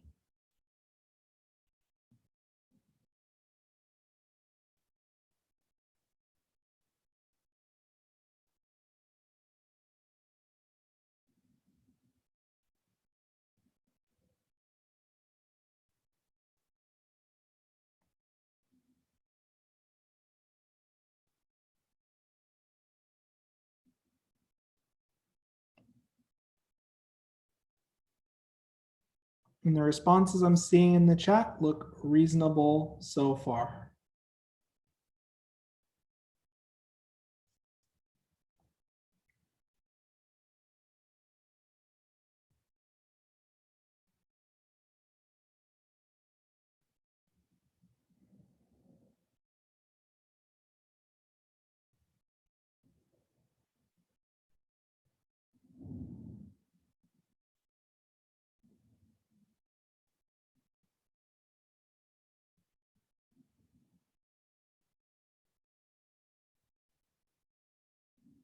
And we'll discuss in about another 2 minutes.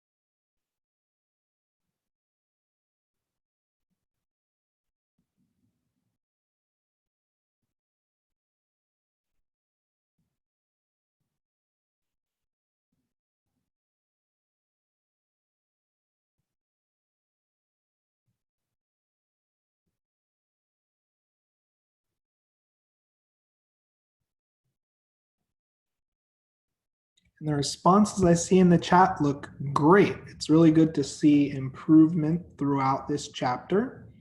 And don't worry if these concepts take a little bit of time. That's why I have additional practice problems in the workbook. And let's now discuss this example. Let's make our solution map. Now, We have centigrams per millimeter cubed. Our end goal is milligrams per centimeter cubed.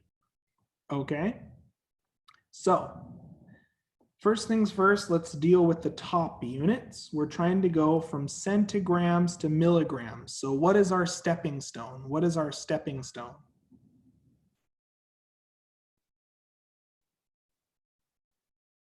Grams. So we're going to go to grams per millimeter cubed and then milligrams per millimeter cubed.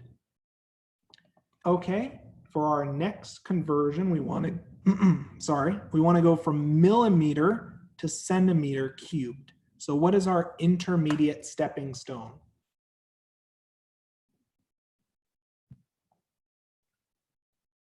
Meter cubed. So we're going to go to milligram per meter cubed and then to milligram per centimeter cubed. Perfect. So now that we have everything set up, so if we have 170 centigram per millimeter cubed,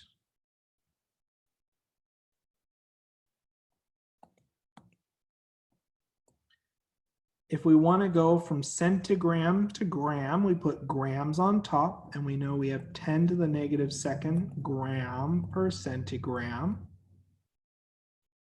If we want to go from grams to milligrams, we put milligrams on top, and in 1 milligram, we have 10 to the negative third gram. So we completed our first conversion. Now, if we want to go from 1 over millimeter cubed to 1 over meter cubed, what unit needs to be on the bottom? What unit needs to be on the bottom?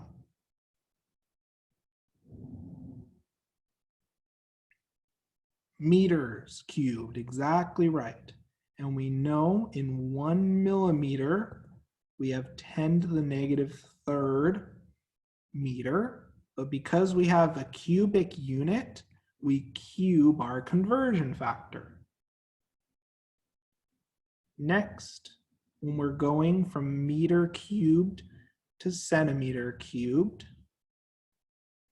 we're going to have centimeter cubed on the bottom, and we know there are 10 to the negative second meter per every 1 centimeter. Again, since we have cubic units, we cube our conversion factor. So that in turn gives us 170 times 10 to the negative second times 10 to the third times 10 to the ninth times 10 to the negative sixth milligrams per centimeter cubed, which in turn gives us, after punching into our calculator, 1.70. So we have 1.70 times 10 to the sixth milligrams per centimeter cubed. Does this make sense to everyone? Does this second attempt make things much more clear? Is everyone feeling a little more comfortable with these concepts?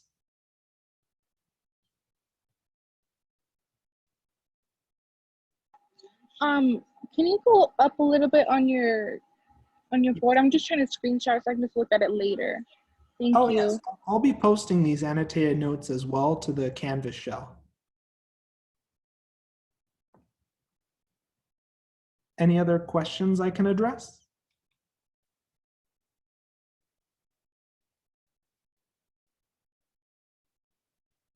If not, let's keep going and let's talk a little bit about significant figures. So we've done a lot of unit conversion examples. That'll be really important for dry lab 2, which I'll show you in the lab manual momentarily. For the lab that we're going to focus on today, which is focused on measurements, I'm going to give you a pre-lab, pre-text lecture to help you understand and practice on taking measurements.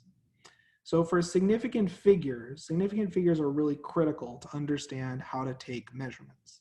So when you make a measurement, there are 2 types of digits recorded.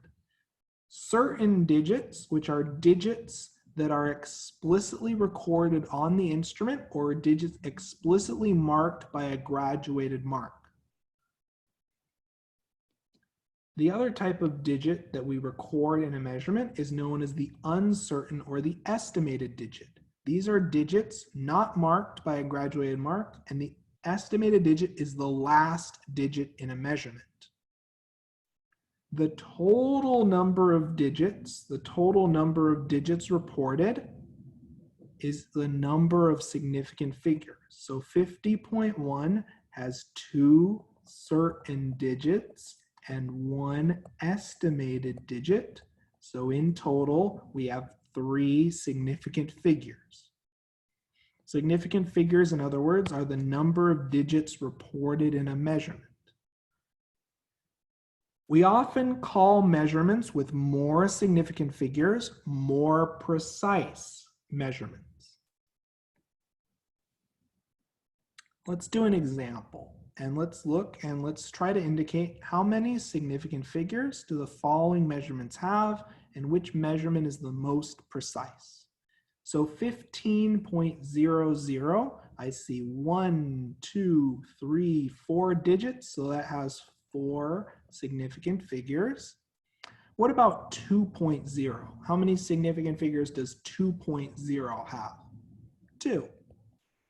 And what about 15.000? How many significant figures does 15.000 have? 5, has 5 sig figs. Perfect. So which measurement is the most precise? Which measurement has the most sig figs? The last one, exactly. 15.000 is the most precise measurement because it has the most total number of sig figs. Wonderful. Does this make sense to everyone? And now, this is the part that you really need to pay attention to for the lab. This is essentially what you're going to be doing the entirety of today's lab. We're next going to talk about graduated devices. Now, graduated devices are devices with markings that indicate an increment of a unit of measurement. For example, graduated centimeter rulers have 1 centimeter increments. So each of these little marks represents 1 centimeter. So this would be 61 centimeter. This next one would be 62 centimeters, etc. Each of these little marks is equivalent to 1 centimeter of distance. For graduated devices, the certain digits are explicitly noted by your graduated increments. So looking here, we have this certain digit. We have this clearly marked graduated increment that corresponds to 64 centimeters. So looking at the length of this wood block, is it greater than or less than 64 centimeters? Is the length of this wood block past the 64 centimeter line? Or it's greater, right? So our wood block is somewhere between 64 and 65 centimeters, but it's greater than 64 and less than 65. So we're going to write down 64. These are our certain digits. Now, in addition to our certain digits, we can also estimate 1 additional digit between our tick marks. So if each of these marks represent 1 centimeter, we can estimate for 1 additional decimal place, 1 additional digit. So would someone like to propose what we estimate this wood block to be? If it's between 64 and 65, I noticed in the chat someone said 64.2 centimeters. That's perfectly fine. You can estimate 1 digit, 1 decimal place past your certain digits. So 64, that's certain. We see a clear graduated mark. And then we estimate 1 more digit, 1 more decimal place, and that's our estimated digit. So the estimated digit is the last digit that's estimated between our graduated marks in our device.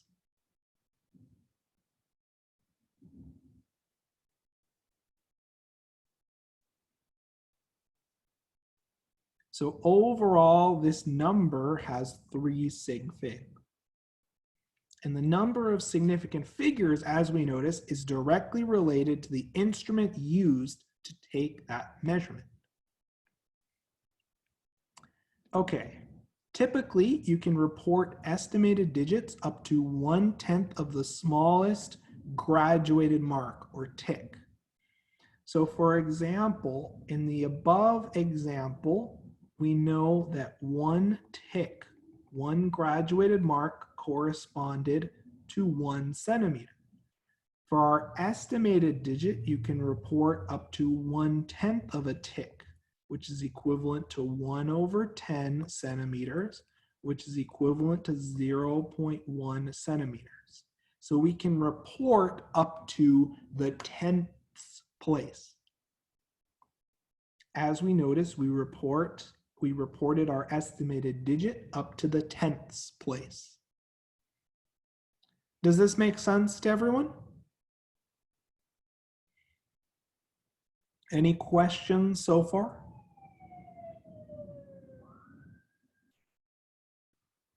Let's keep going then, and let's take a few measurements. So I'll do this first example once again. So to figure out the value of a tick, you may be wondering, how did I know that this ruler counts in centimeter increments? So to go from 60 to 70, so to go from 60 to 70 centimeters, it takes us 10 ticks. 1, 2, 3, 4, 5, 6, 7, 8, 9, 10 ticks. So we know we have 10 centimeters are equal to 10 ticks, 10 of these little marks.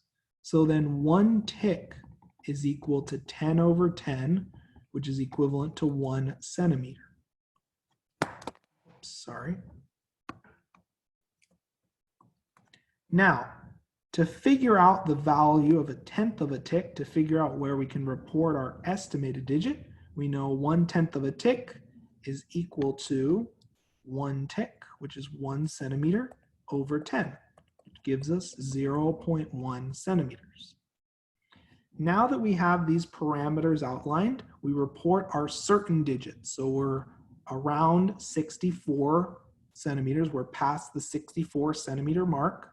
So we report 64 as our certain digits, and then we estimate one other digit, one other decimal place in the 10th place. So this would be 64.2 centimeters.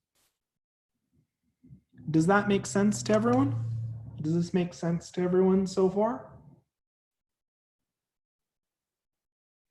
So what I'd like you to do now is I'd like you to try looking at the following ruler, and we're going to do this example together. So this time, to go from 60 to 70, it only takes us 1 tick. So we know 1 tick is equal to 10 centimeters. So then 1/10 of a tick is equal to 10/10, which is 1 centimeter. It could also be 64.1 in the previous example. The estimated digit inherently varies a little bit. The estimated digit has some variation. Very good question. Does that make sense?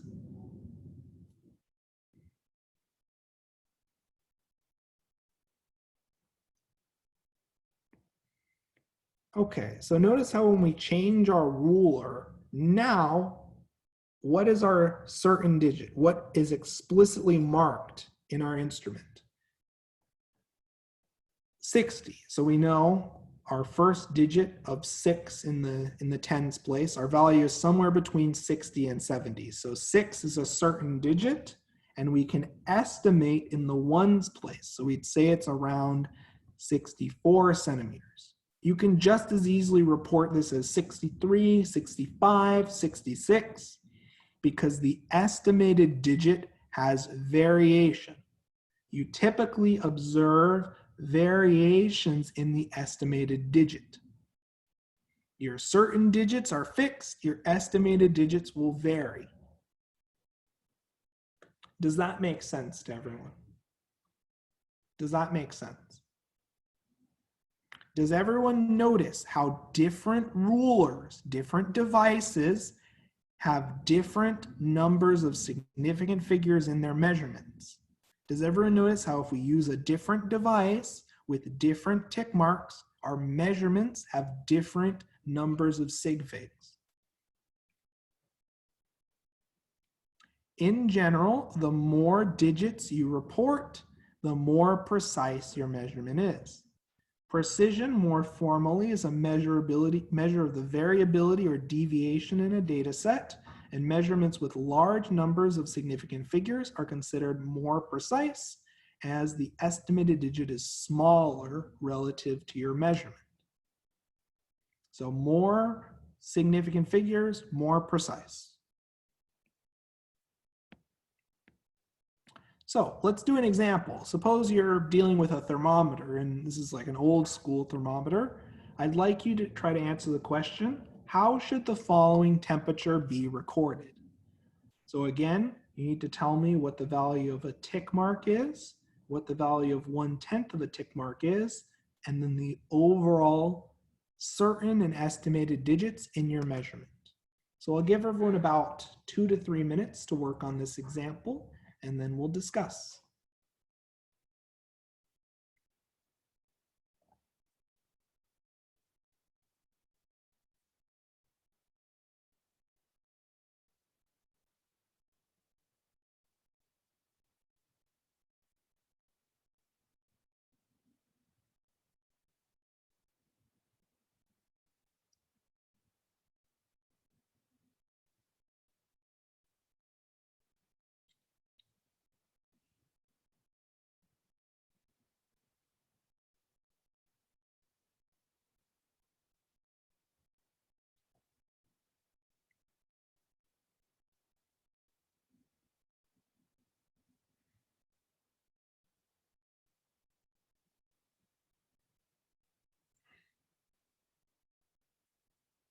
Yep, the value of a tick mark is 2 degrees, exactly right.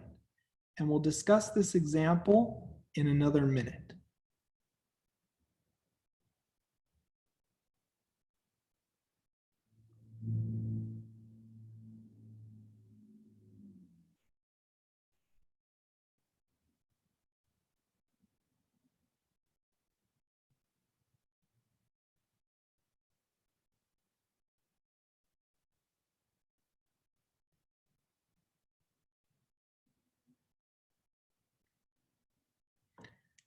Okay, so let's discuss this example. So first and foremost, 1 tick is equal to 2 degrees Celsius. So 1/10 of a tick is equal to 0.2 degrees Celsius.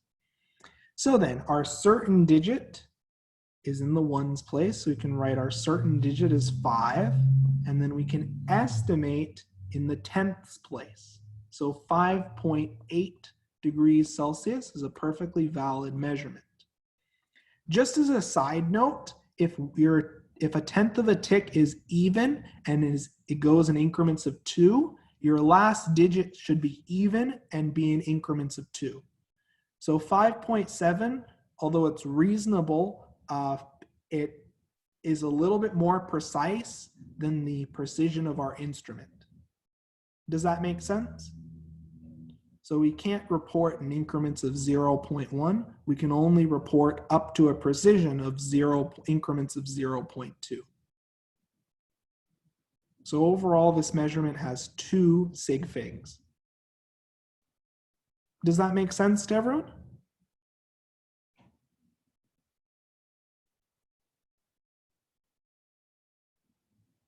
Perfect. So let's now look at another thermometer, and I'd like you to answer the question, how should the following temperature be recorded? Let's spend about 1.5 to 2 minutes, and the responses I see in the chat look great so far. But let's try to get a few more responses in the chat. This is exactly the kind of measurements you'll be taking in today's lab.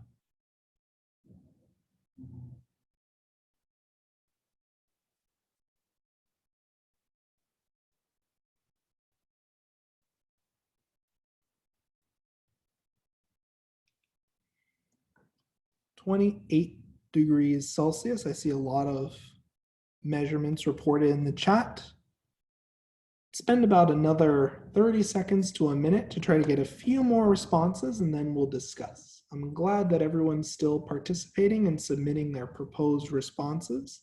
And it looks like we have almost 10 responses in the chat, so let's discuss. So first and foremost, we need to figure out the value of a tick. So from 20 to 30, a tick is equal to 10 degrees Celsius. So then a tenth of a tick is equal to 10 over 10, or 1 degree Celsius. We can report our certain digit. We know we're somewhere between 20 and 30, with our certain digit being 2. And then we can write one estimated digit. So this could be 28 degrees Celsius or 27. Both are fine. Yep, exactly right. This measurement also has 2 sig figs. Does that make Professor, sense? I have a question. Yes. When you said in the previous example, like because the increment was even, the estimate has to be even, would that refer to the tick or the tenth of the tick? The tenth of a tick. Okay, got it. Thank you. Because that indicates the maximum precision, the maximum certainty that we can report our measurement up to. Perfect. The responses I saw for these 2 examples looked great. So let's now do some length recordings, and let's work on these 2 examples, and let's ask, how should the following length be recorded? Now, it's really important to note, you need to figure out the value of a tick and then the value of a tenth of a tick before you try taking your measurement. Note, a common trick for a lot of these problems is to give students a ruler or a graduated device that has tick marks that aren't just increments of 1 or 0.1. And that's my hint to all of you as you work through these next problems. So let's spend about 4 minutes taking these measurements, and then we'll discuss.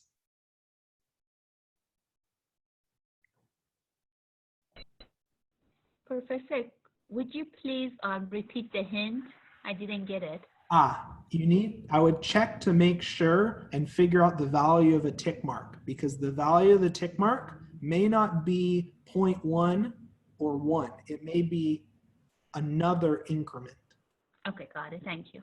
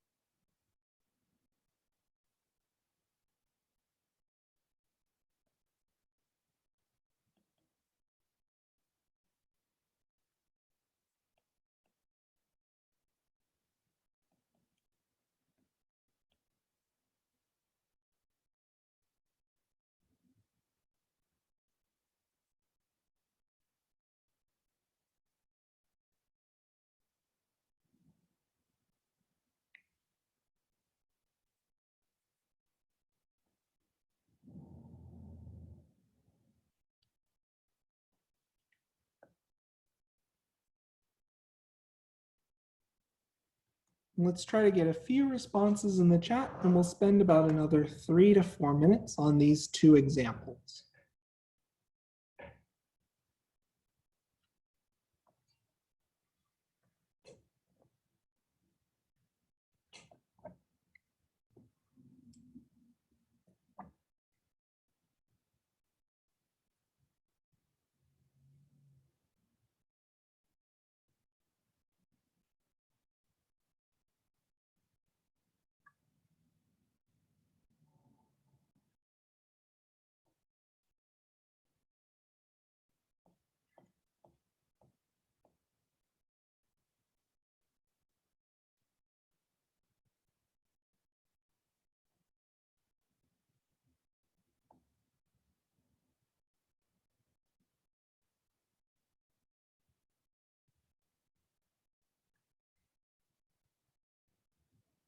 And the responses I'm seeing in the chat look reasonable so far. Keep in mind the number of sig figs that you're reporting in your measurement for the first example. Let's try to get a few more responses for the first example, and we'll discuss just the first one in about another minute and a half.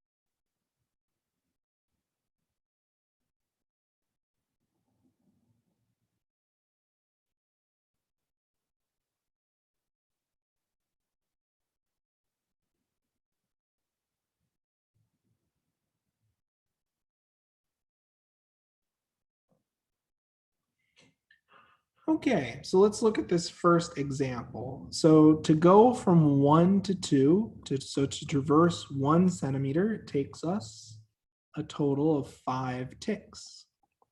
Ergo, 1 tick is equal to 1 centimeter over 5, or 0.2 centimeters.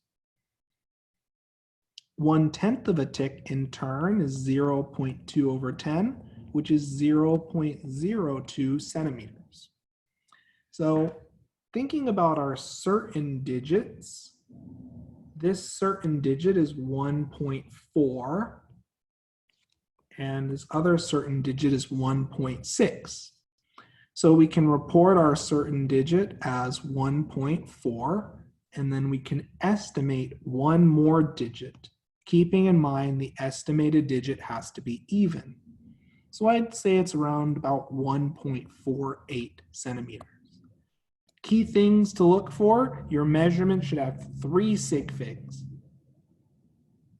1.50 is also a reasonable answer because it's within the estimated digits uncertainty. Does that make sense? Professor, why did you say it needs to have 3 sig fig? How do we know that? Because we have 2 certain digits and 1 estimated digit. Okay, got it. Thank you. Perfect, perfect. Let's spend about another minute and a half to 2 minutes, and let's work on example number 2. Can I explain the tick marks again? Yeah. So going from 1 to 2, that's 1 centimeter of distance. It takes us 1, 2, 3, 4, 5 ticks, right? So 1 centimeter is equivalent to 5 ticks. In other words, 1 tick is equivalent to 1/5 of a centimeter. That's where we get this 0.2. Does that make sense? Perfect. So let's work on this next example, and then we'll discuss in about another minute to a minute and a half.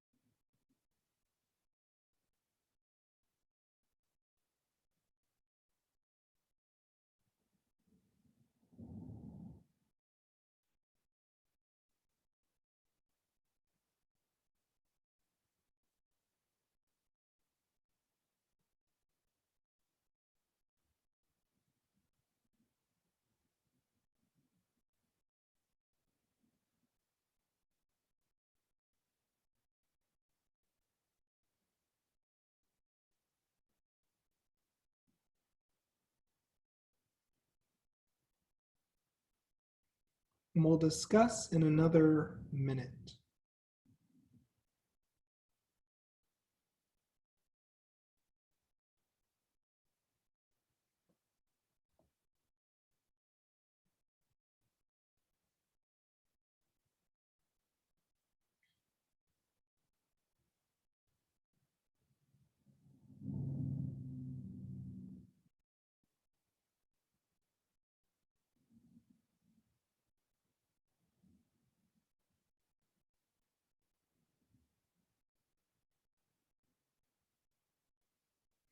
Okay, so first to go from 1 to 2, so 1 to 2, which is equivalent to a distance of 1 inch. It takes us 1, 2, 3, 4, 5, 6, 7, 8, 9, 10 ticks. Ergo, 1 tick is equal to 0.1 inches. Okay, so with that established, if we know 1 tick is equal to 0.1 inches, we know a tenth of a tick is equal to 0.01 inches. So now we write down our certain digits. So we have 1.2 as our certain digit, and then we can estimate into the hundredths place. So 1.23 inches would be perfectly reasonable. Again, you always want to calculate from scratch the value of a tick. Does that make sense to everyone? Is everyone comfortable with this idea? So I got 1.24. Would that be correct as well, or Yes, no? that's more than okay. Yes, there's always going to be variations in your estimated digit. Does that make sense? Yes, thank you. Perfect. Get the from 0.1 to 0.01 again. So if we take 0.1 and divide it by 10, that gives us 0.01. Gotcha. Thank you. Perfect. Okay, so let's do a little bit more practice on this, since we'll often be taking some length measurements as part of the lab. So let's spend about 2 minutes and let's ask, how will the following length be recorded for the following paper clip? And we'll discuss this example in about 1.5 to 2 minutes.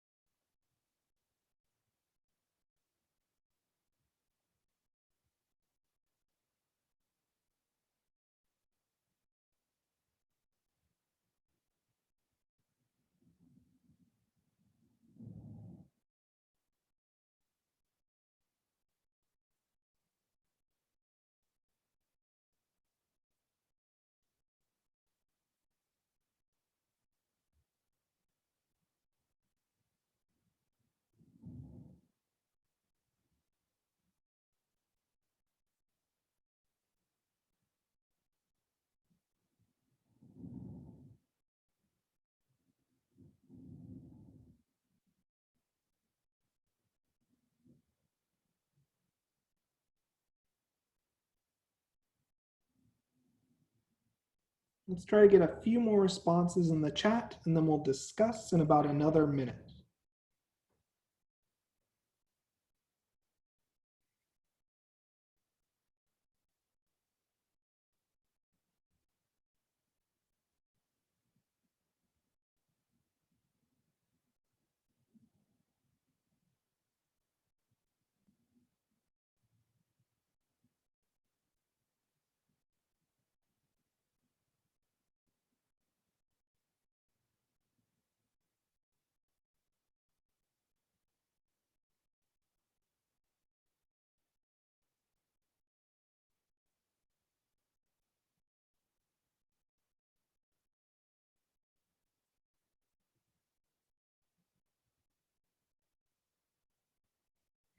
Okay, so let's discuss this example. So to go from 2 to 3, which is 1 centimeter, it requires a total of 1, 2, 3, 4, 5, 6, 7, 8, 9, 10 ticks.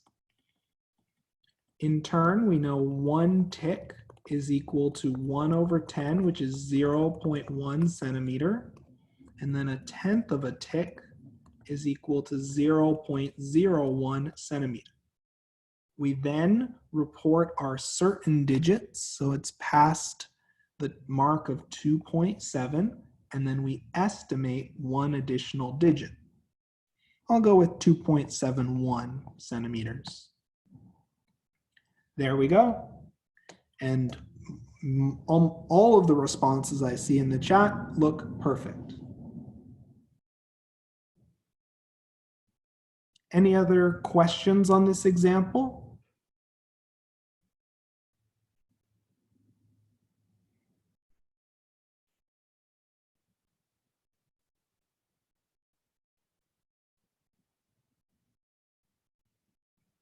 Okay, so let's bring up one last point. Any instrument where you take a measurement from, there's an inherent uncertainty in their measurements. The last digit reported from other devices, such as your laboratory automated balance and digital balance, the last digit is always the estimated digit.